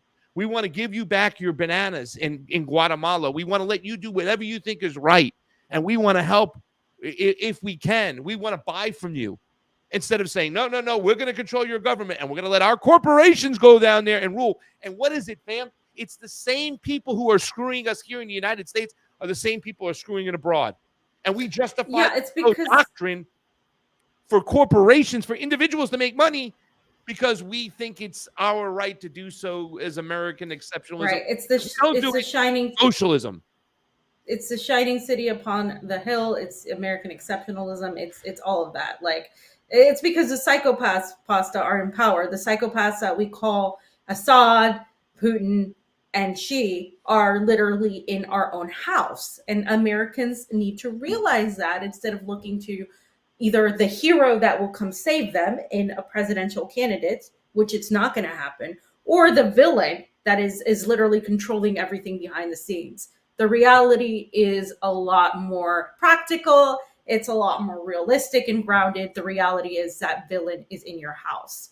So again, I just want to reiterate this before we bring up Camila's Castle-Chan News article. The Brazilian government did announce that they finalized 15 bilateral trade agreements with China, valuing at $50 billion, 69 billion yuan, including a satellite manufacturing partnership.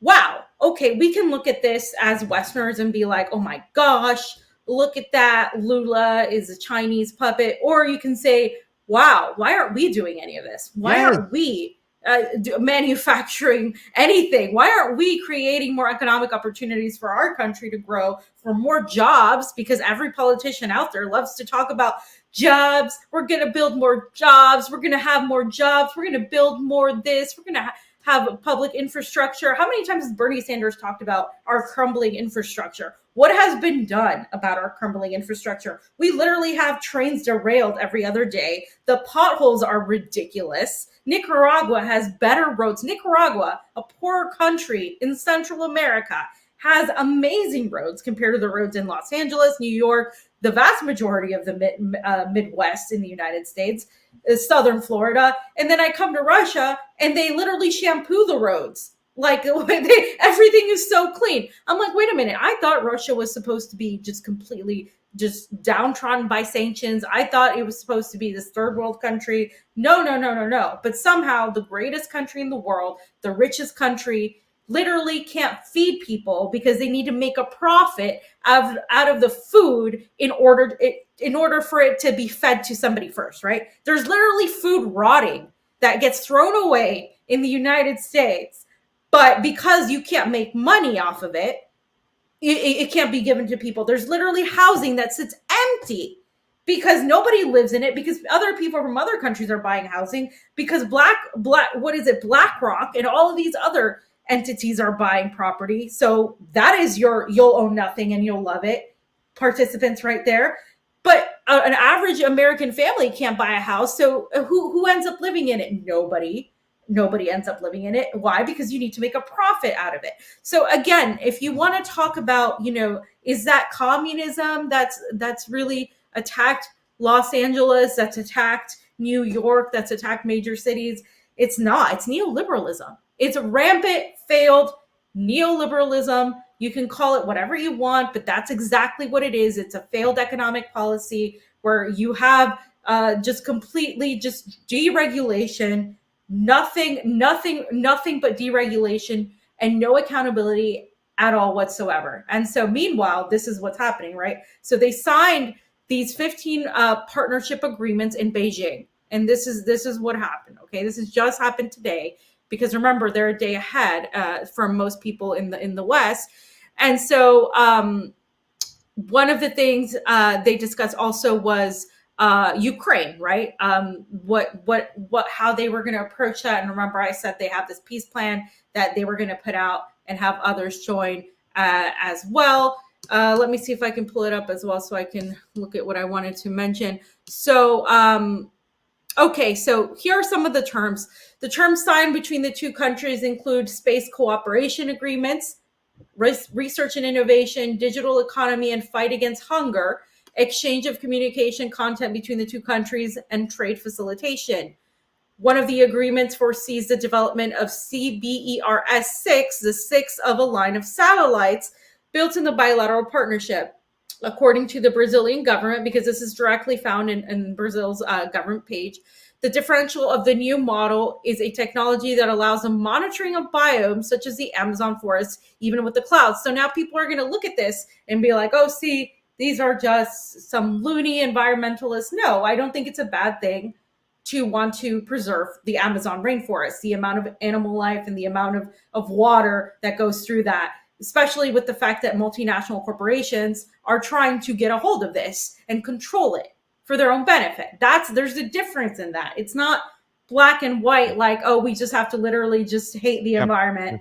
That's or problem, we literally I want to go ahead. I want to stay on that right there too as well. And this Derek Bros, right, when he came on the show, he even said, he goes, my conservative friends, when I start talking about, the environment and climate control and all that other shit, they look at me like I'm crazy. Like, no, it shouldn't be feast or famine. We had a guy on the other day on the morning show, Mr. Wiseman, who was talking about, he's an inventor about making energy and stuff. There should always be ways of supplementing stuff. Yes, ESGs, part of the plans of the ESGs are to make sure that the big guy swallows the small guy, the big farmer swallows the small farmers, the Monsantos come in and they take everything over. But that doesn't mean we say completely, no, we can't do that. We should be looking for other alternative ways of energy, ways to supplement, using solar energy, using wind when we can, not to replace it, because I know that's the problem with the left. We got to get rid of all the drilling and stuff, even though I would end fracking tomorrow, because I think that's one of the most harshest things. But finding a good common ground in which we can talk to find ways to take care of the planet, ways to find other sources of information and compromise, meet in the middle somewhere. Can't we have just common sense, logical conversations about the environment? Does it have to be feast or famine? Does it have to be anytime you're thinking about, okay, how do we preserve and stop dirtying the Amazon? There you go. Your Green New Deal bullshit over there. It's like, guys, can't we think logically? Whatever happened to compromise? ¿Cómo se dice compromise en español, fam? ¿Compromisa? No. Oh, it's God, it's not compromiso, it's acuerdos. Sure. Something like that. Lavrov. Yeah, it's not, it's not, it's not exact. But fair, it's not. I know. I'm laughing at me. Okay? Yeah, sure. Let me laugh at myself. I'm 50 years old, fam. China. Okay. You are. Happy birthday, by the way, to Pasta, guys. Tell him happy birthday. Sing to him. So again, some other agreements were in agriculture because 60% of Brazilian production of beef is sold to China, right? Brazil is the biggest supplier of beef to China. So, and Brazil obviously has a lot of agricultural issues. You guys saw that video I posted last Wednesday, I believe. Where they were saying, oh, that these farmers are against Lula. No, it was big agro because they want to support the local farmers, are the ones that really want to get big agriculture out of there. They literally want more. They don't want this whole like agenda coming in and polluting the food, which is always something that happens. It's not bad to be against pollution of food. Like that's a very real thing. We're all being poisoned by our government. That is actually the correct stance to have, right? It's not just talking about that doesn't make one some sort of Soros puppet. And again, like China has really dived into a lot of the ways to really help save energy. Is that a bad thing? Not necessarily. They still obviously trade in oil. They obviously have a need for oil. They're not saying they're not going to use oil, but they're looking for other alternatives as well. This is, of course, apart from some agreements that were already announced in the seminar held in March that pretty much totals to 40 new partnerships. So it's going to be a lot. This is, again, it has to do with the economies, agribusiness, automotive industry, health and infrastructure. So again, there's going to be a lot of infrastructure help to Brazil because, again, Brazil was a very industrialized country, but because of the economic tanking, it's really gone down. It still is highly industrialized compared to other countries in Latin America. But this is going to help a lot. We spoke to the MST for 3 hours, and they even said they went away from their old crops. They consolidated the small farmer into the big farmer. It almost felt like they said that what Bolsonaro was trying to do was trying to crush the small farmer, get them moving to the big cities, and have big agriculture come in there. They switched a lot of their other crops to soybeans, which was just was not helpful for them feeding themselves and whatnot. So he ruined that whole agricultural business. And this is coming from the biggest farmers organization, the MST, inside Brazil, right? I mean, there's other groups and whatnot, but these were the biggest when it comes to agriculture. And they told us plain and simple that they moved away from doing what they used to do. You know, a lot of ethanol. They depend on a lot of ethanol to power a lot of things. So, I mean, it's just very interesting that what's going on in Brazil right now, that a lot of people are sitting there and going, Lula's the globalist. Like, not according to if you guys are for these small farmers. And the way they try to twist it and play that old video and try to put it on Lula these days. I literally saw tweets that said they're protesting against communism. It's like, you guys just won't fucking stop, will you? So this is Lavrov, and I want to just give a quick as to what Lavrov said in this, because he's really talking about a couple of important things. Is there translation? This is Lavrov's. Yes, there's translation. Fam, I'm not going to put no translation for our English audience. I thought you were going to give it a shot. Your first time. Here's Fiorella doing some Russian. She's done her Duolingo. She's on level 9. Niet. So we're gonna hear Sergei Lavrov talk about what he thinks the U.S., because I had to cover this earlier, what he thinks the U.S. is using Ukraine for, and then there's another video of him as well. But this has to do with the greater geopolitical context of what we're seeing here. And fam, we know who the problem is, right? Exactly. It's very clear what the West thinks about the current situation. Ukraine is used as a spending material. And the stake of the West is not to allow a single event to cast doubt on its claims to dominate the world order. So this is as simple as that. And if everything is going to be limited in the minds of some people to the resumption of talks between Russia and Ukraine. First, we did have such talks in March. Ukrainians backtracked because the Americans told them it's not right time. Keep fighting. And second, it is not going to resolve the situation because it is not about Russian-Ukrainian conflict. It's about the Western geopolitical struggle for the dominance and for the prevention of the creation of the multipolar, polycentric world. Okay, so sorry about the Russian, because Lavrov was actually talking in English, so the Russians were trying to translate it in Russian because he was actually speaking English. His English is pretty good. So basically what he said, right? He said that Ukraine is being used as this excuse to maintain its dominance over the world, and they're trying to stop the emergence of the multipolar world order. So when we talk about these conspiratorial things, which I don't think are conspiratorial, I think the globalist agenda is a real thing.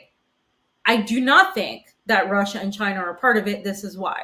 Because they're speaking to it, not just speaking to it, but they're acting to it. They're not just saying, oh, we're against the Western global agenda. They're literally making connections with other countries to prevent that agenda from taking place. Because if you want to say that Russia and China are disempowering people, you can't say that when they're making connections by empowering other countries that will help the economies of other countries empower people to have more control over their lives, to own land, to have their own sovereignty in their own countries, but also with themselves. To grow the economies of countries is to help the people of these countries. So to me, the global agenda of these globalists is to do the exact opposite, is to disempower you, to be unable to own land, to be unable to grow your own food, to be unable to really control anything in your life, to be dependent on a faulty government who's going to control everything you eat, look, read, hear, everything, and to make you so dependent that you'll own nothing. So I see two emerging theories here, and I have a hard time with people who say that Russia and China are all part of it, because it's not what I'm looking at here living in Moscow. It's not what other people who are living in China are seeing. It's not what other people in certain Latin American countries, the Arab world are seeing. Vanessa talks about it all the time. Vanessa Beeley. I mean, Syrians aren't just going to go into this whole techno world. Like, Syrians are still focused on what to eat, on all this stuff. Like, this is, you're just like, sometimes in the attempt to look at only the macro, the ignoring the what's going on in these individual countries, the more micro aspects, really just puts a whole blind spot on your whole analysis. And I think that's a lot of what we're really, it's kind of hard to have this nuanced approach where we're looking at both. Yeah. Well, I think the argument from the truth community is the fact that despite what's going on geopolitically, the world is moving into this techno-fascist kind of stage with QR codes and track and trace policies all over the place. They kind of point to the fact that China rolled out a vaccine, even though it was an mRNA, and they never mandated it. That Russia did the same thing. That at the G20, that all the countries, including Lula, Putin, Xi Jinping, all signed on to digital passports because they want to make sure they track and trace everybody. And I think that is the argument. However, I don't necessarily see that 100% because I don't know how they can orchestrate all of that at one time. And a lot of the times you hear these people talk about it, they're very biased. It's always an anti-communist kind of thing, that the capitalists are going to come in and build things and they're going to use the communists to take over some shit. That for me is hard to stomach. That's hard for me to buy. And I can see other, groups and other nationalists like Putin and Xi saying, you know what, we're not part of this whole thing anymore. We were involved. We dipped our toe into the pool to see what was going on, to be part of the global economy. But now we're going to break away and we're going to do what's best for us. Chinese people do look at technology different than the United States. They always have. Carl Zha in the show we did together talked about that, how they kind of embrace technology, whereas the United States people are starting to get very hesitant of it because it's always been used against us. So it's always the, right, who's controlling things. And fam, we've been to countries where people are invested and support the government because the government's working for them, unlike the United States where it's working against them. So, I mean, it's hard to really necessarily buy into the whole track and trace mentality and think that that is the end game no matter what. It is a possibility. If a country look at it, but I kind of agree with you right now where I don't necessarily see that. And especially, I want to reiterate one more time, when people are talking about this, they are very biased in their beliefs. It's always about being an anti-communist, where they look at the number one thing about communism is the state's controlling everything, including everything you do inside your household. Most of the communism that we hear about, or the socialism, it's all economics. They don't want to come involved and get involved in your households. They don't want to tell you what to do. But however, that's how it's being sold.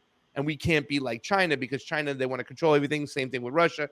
Same thing with all these other countries. They want to control your everyday travel. And that's just not the case. I just really quickly, I said this earlier on Nick's with Nick. It's a very Western-centric perspective to think that people in other countries have the same fears that you do. There are people in China, literally, they would do what the government tells them to do. Why? Because they trust their government. What you may not agree with it. You may say, "Hey, I think that's terrible. I don't want to be a part of that." Good. Don't go to China. Like there people in other parts of the world, guys, trust their government because they've had a good turnout for that. They feel like their government has helped them, so they in turn trust their government. We in the United States, particularly, and I say this in the United States more than anybody, we don't trust our government. We look at our government as bad. Even the people who are apathetic, right? Because that's what we've known. And so it's understandable.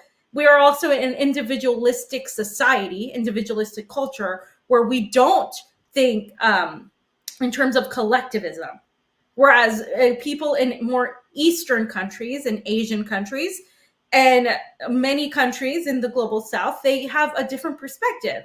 They look at community building more so as the interest of everybody being important before the self.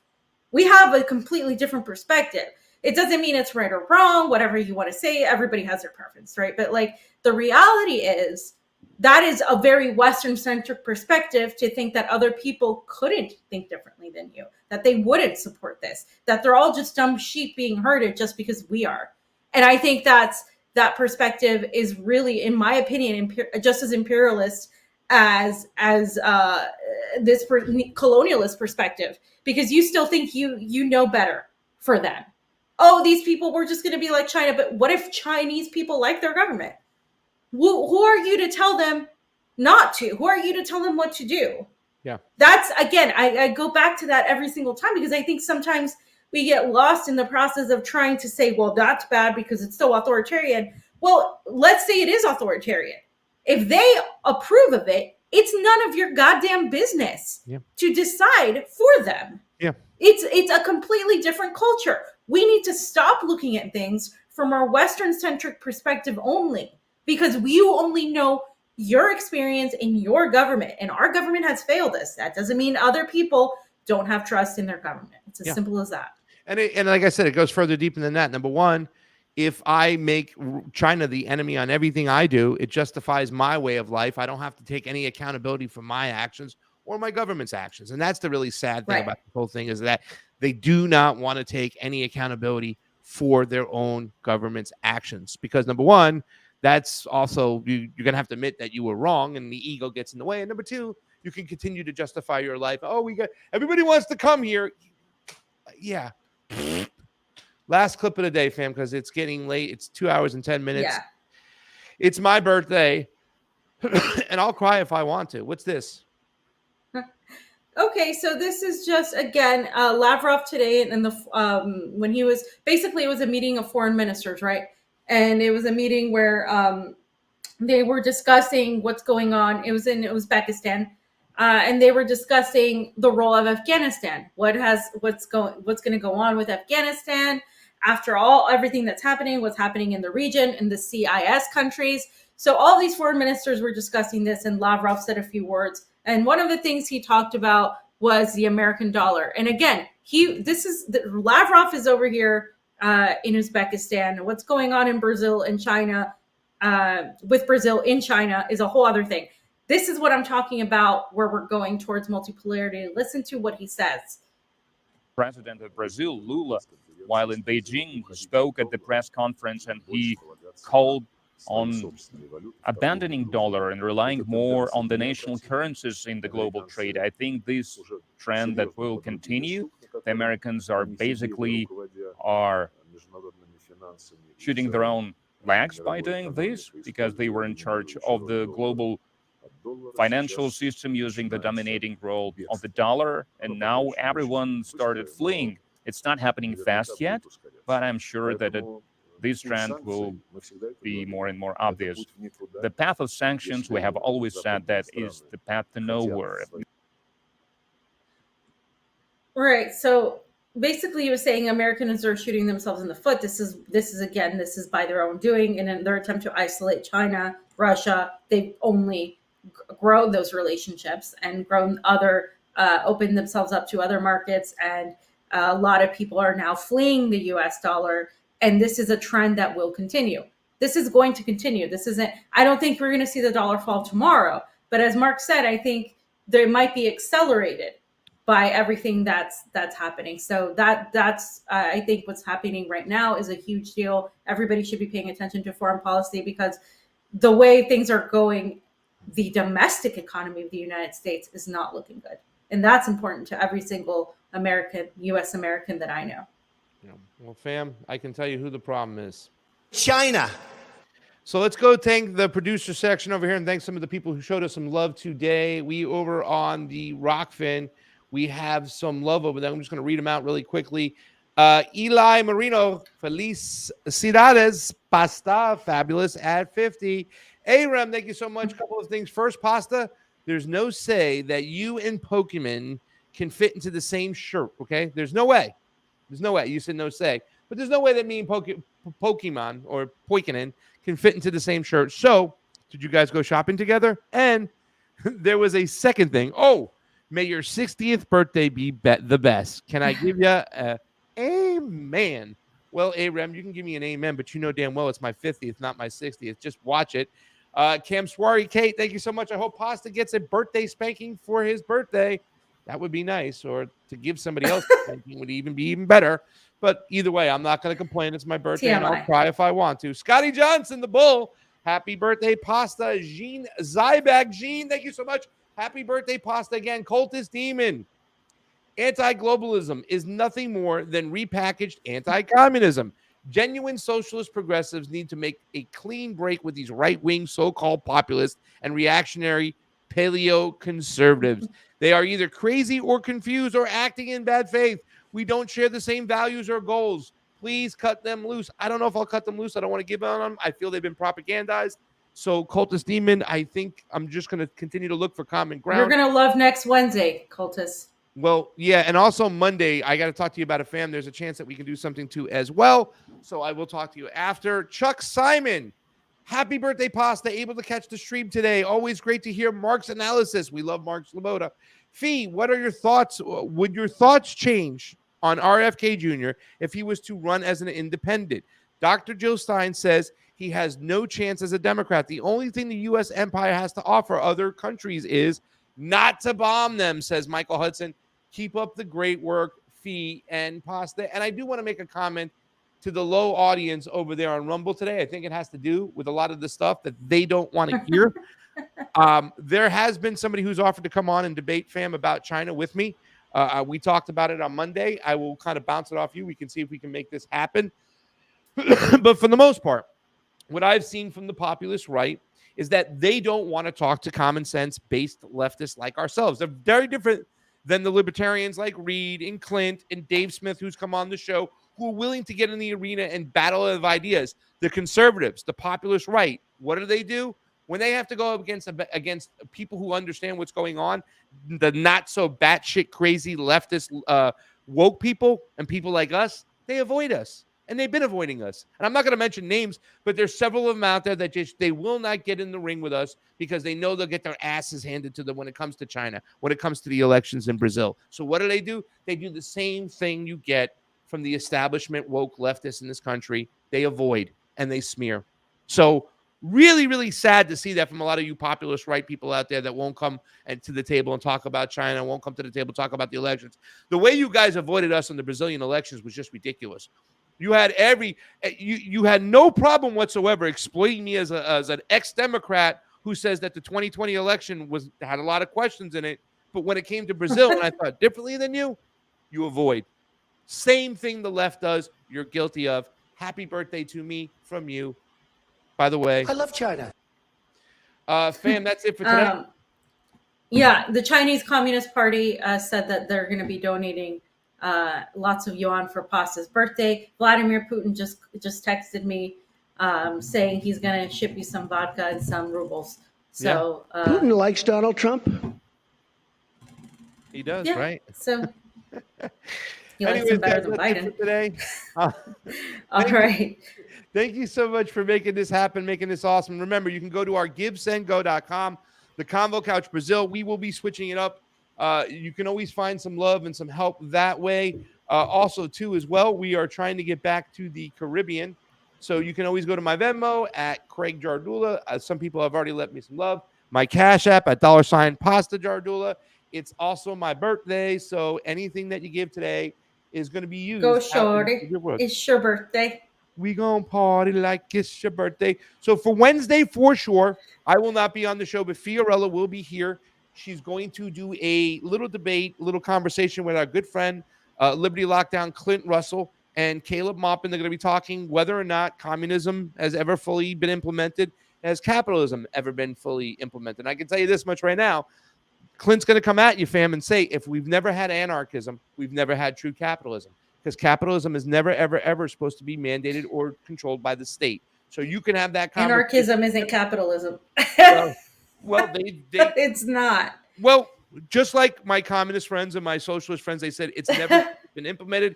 Capitalists say the same thing. So I'm going to let you guys duke it out on Wednesday. Friday, Brian Berlatek will be joining the show, right? So that's going to be awesome as well. And Monday, we might have a surprise for you. I have to talk about it with Fee. So we will get together and we will handle that. So that's it for today. For Pasta Jardula on my birthday, I can say that I truly, honestly love you and thank you all from the bottom of my heart for making this stuff happen, for giving us a voice and for supporting us. I think it's awesome that Fee does go and she gives her news desk anchoring style, get the information out there, but gets to come on this show and give her perspective. I think it's awesome. And fam, I watched you last night. I was texting you because I was up late last night. I took a nap and I started watching a lot of stuff and I was reading some stuff. The Chad situation. We were going to talk about Chad today because something amazing. Can I play the one clip from Chad real quick? Just the one really, really quickly because I think it's awesome and I want to play it. It's from, once Ahmed has time to come and hold on, it's not. Let me play it. Once he has time, when Ramadan's done, Ahmed's going to come on the show, fam, and we are going to talk about this stuff. But this is so goddamn interesting. What's going on in Chad right now is just amazing. Let me play this one little quick clip. Chad's interim president. Let me put it up here. Come on. Chad's interim president pardons 380 rebels in this historic move as the nation seeks peace and democracy. I want to point out that the 380 rebels were part of the group that killed his father, one of the all-time leaders in Chad. But he's going to try to throw the Hail Mary. I had a lot of information. I did a lot of homework on this last night. It kept me up. But take a look at this clip right here. This is some crazy stuff. We love you, and we'll come back. We'll add it Monday. We'll come back and play this Monday. But here's a clip.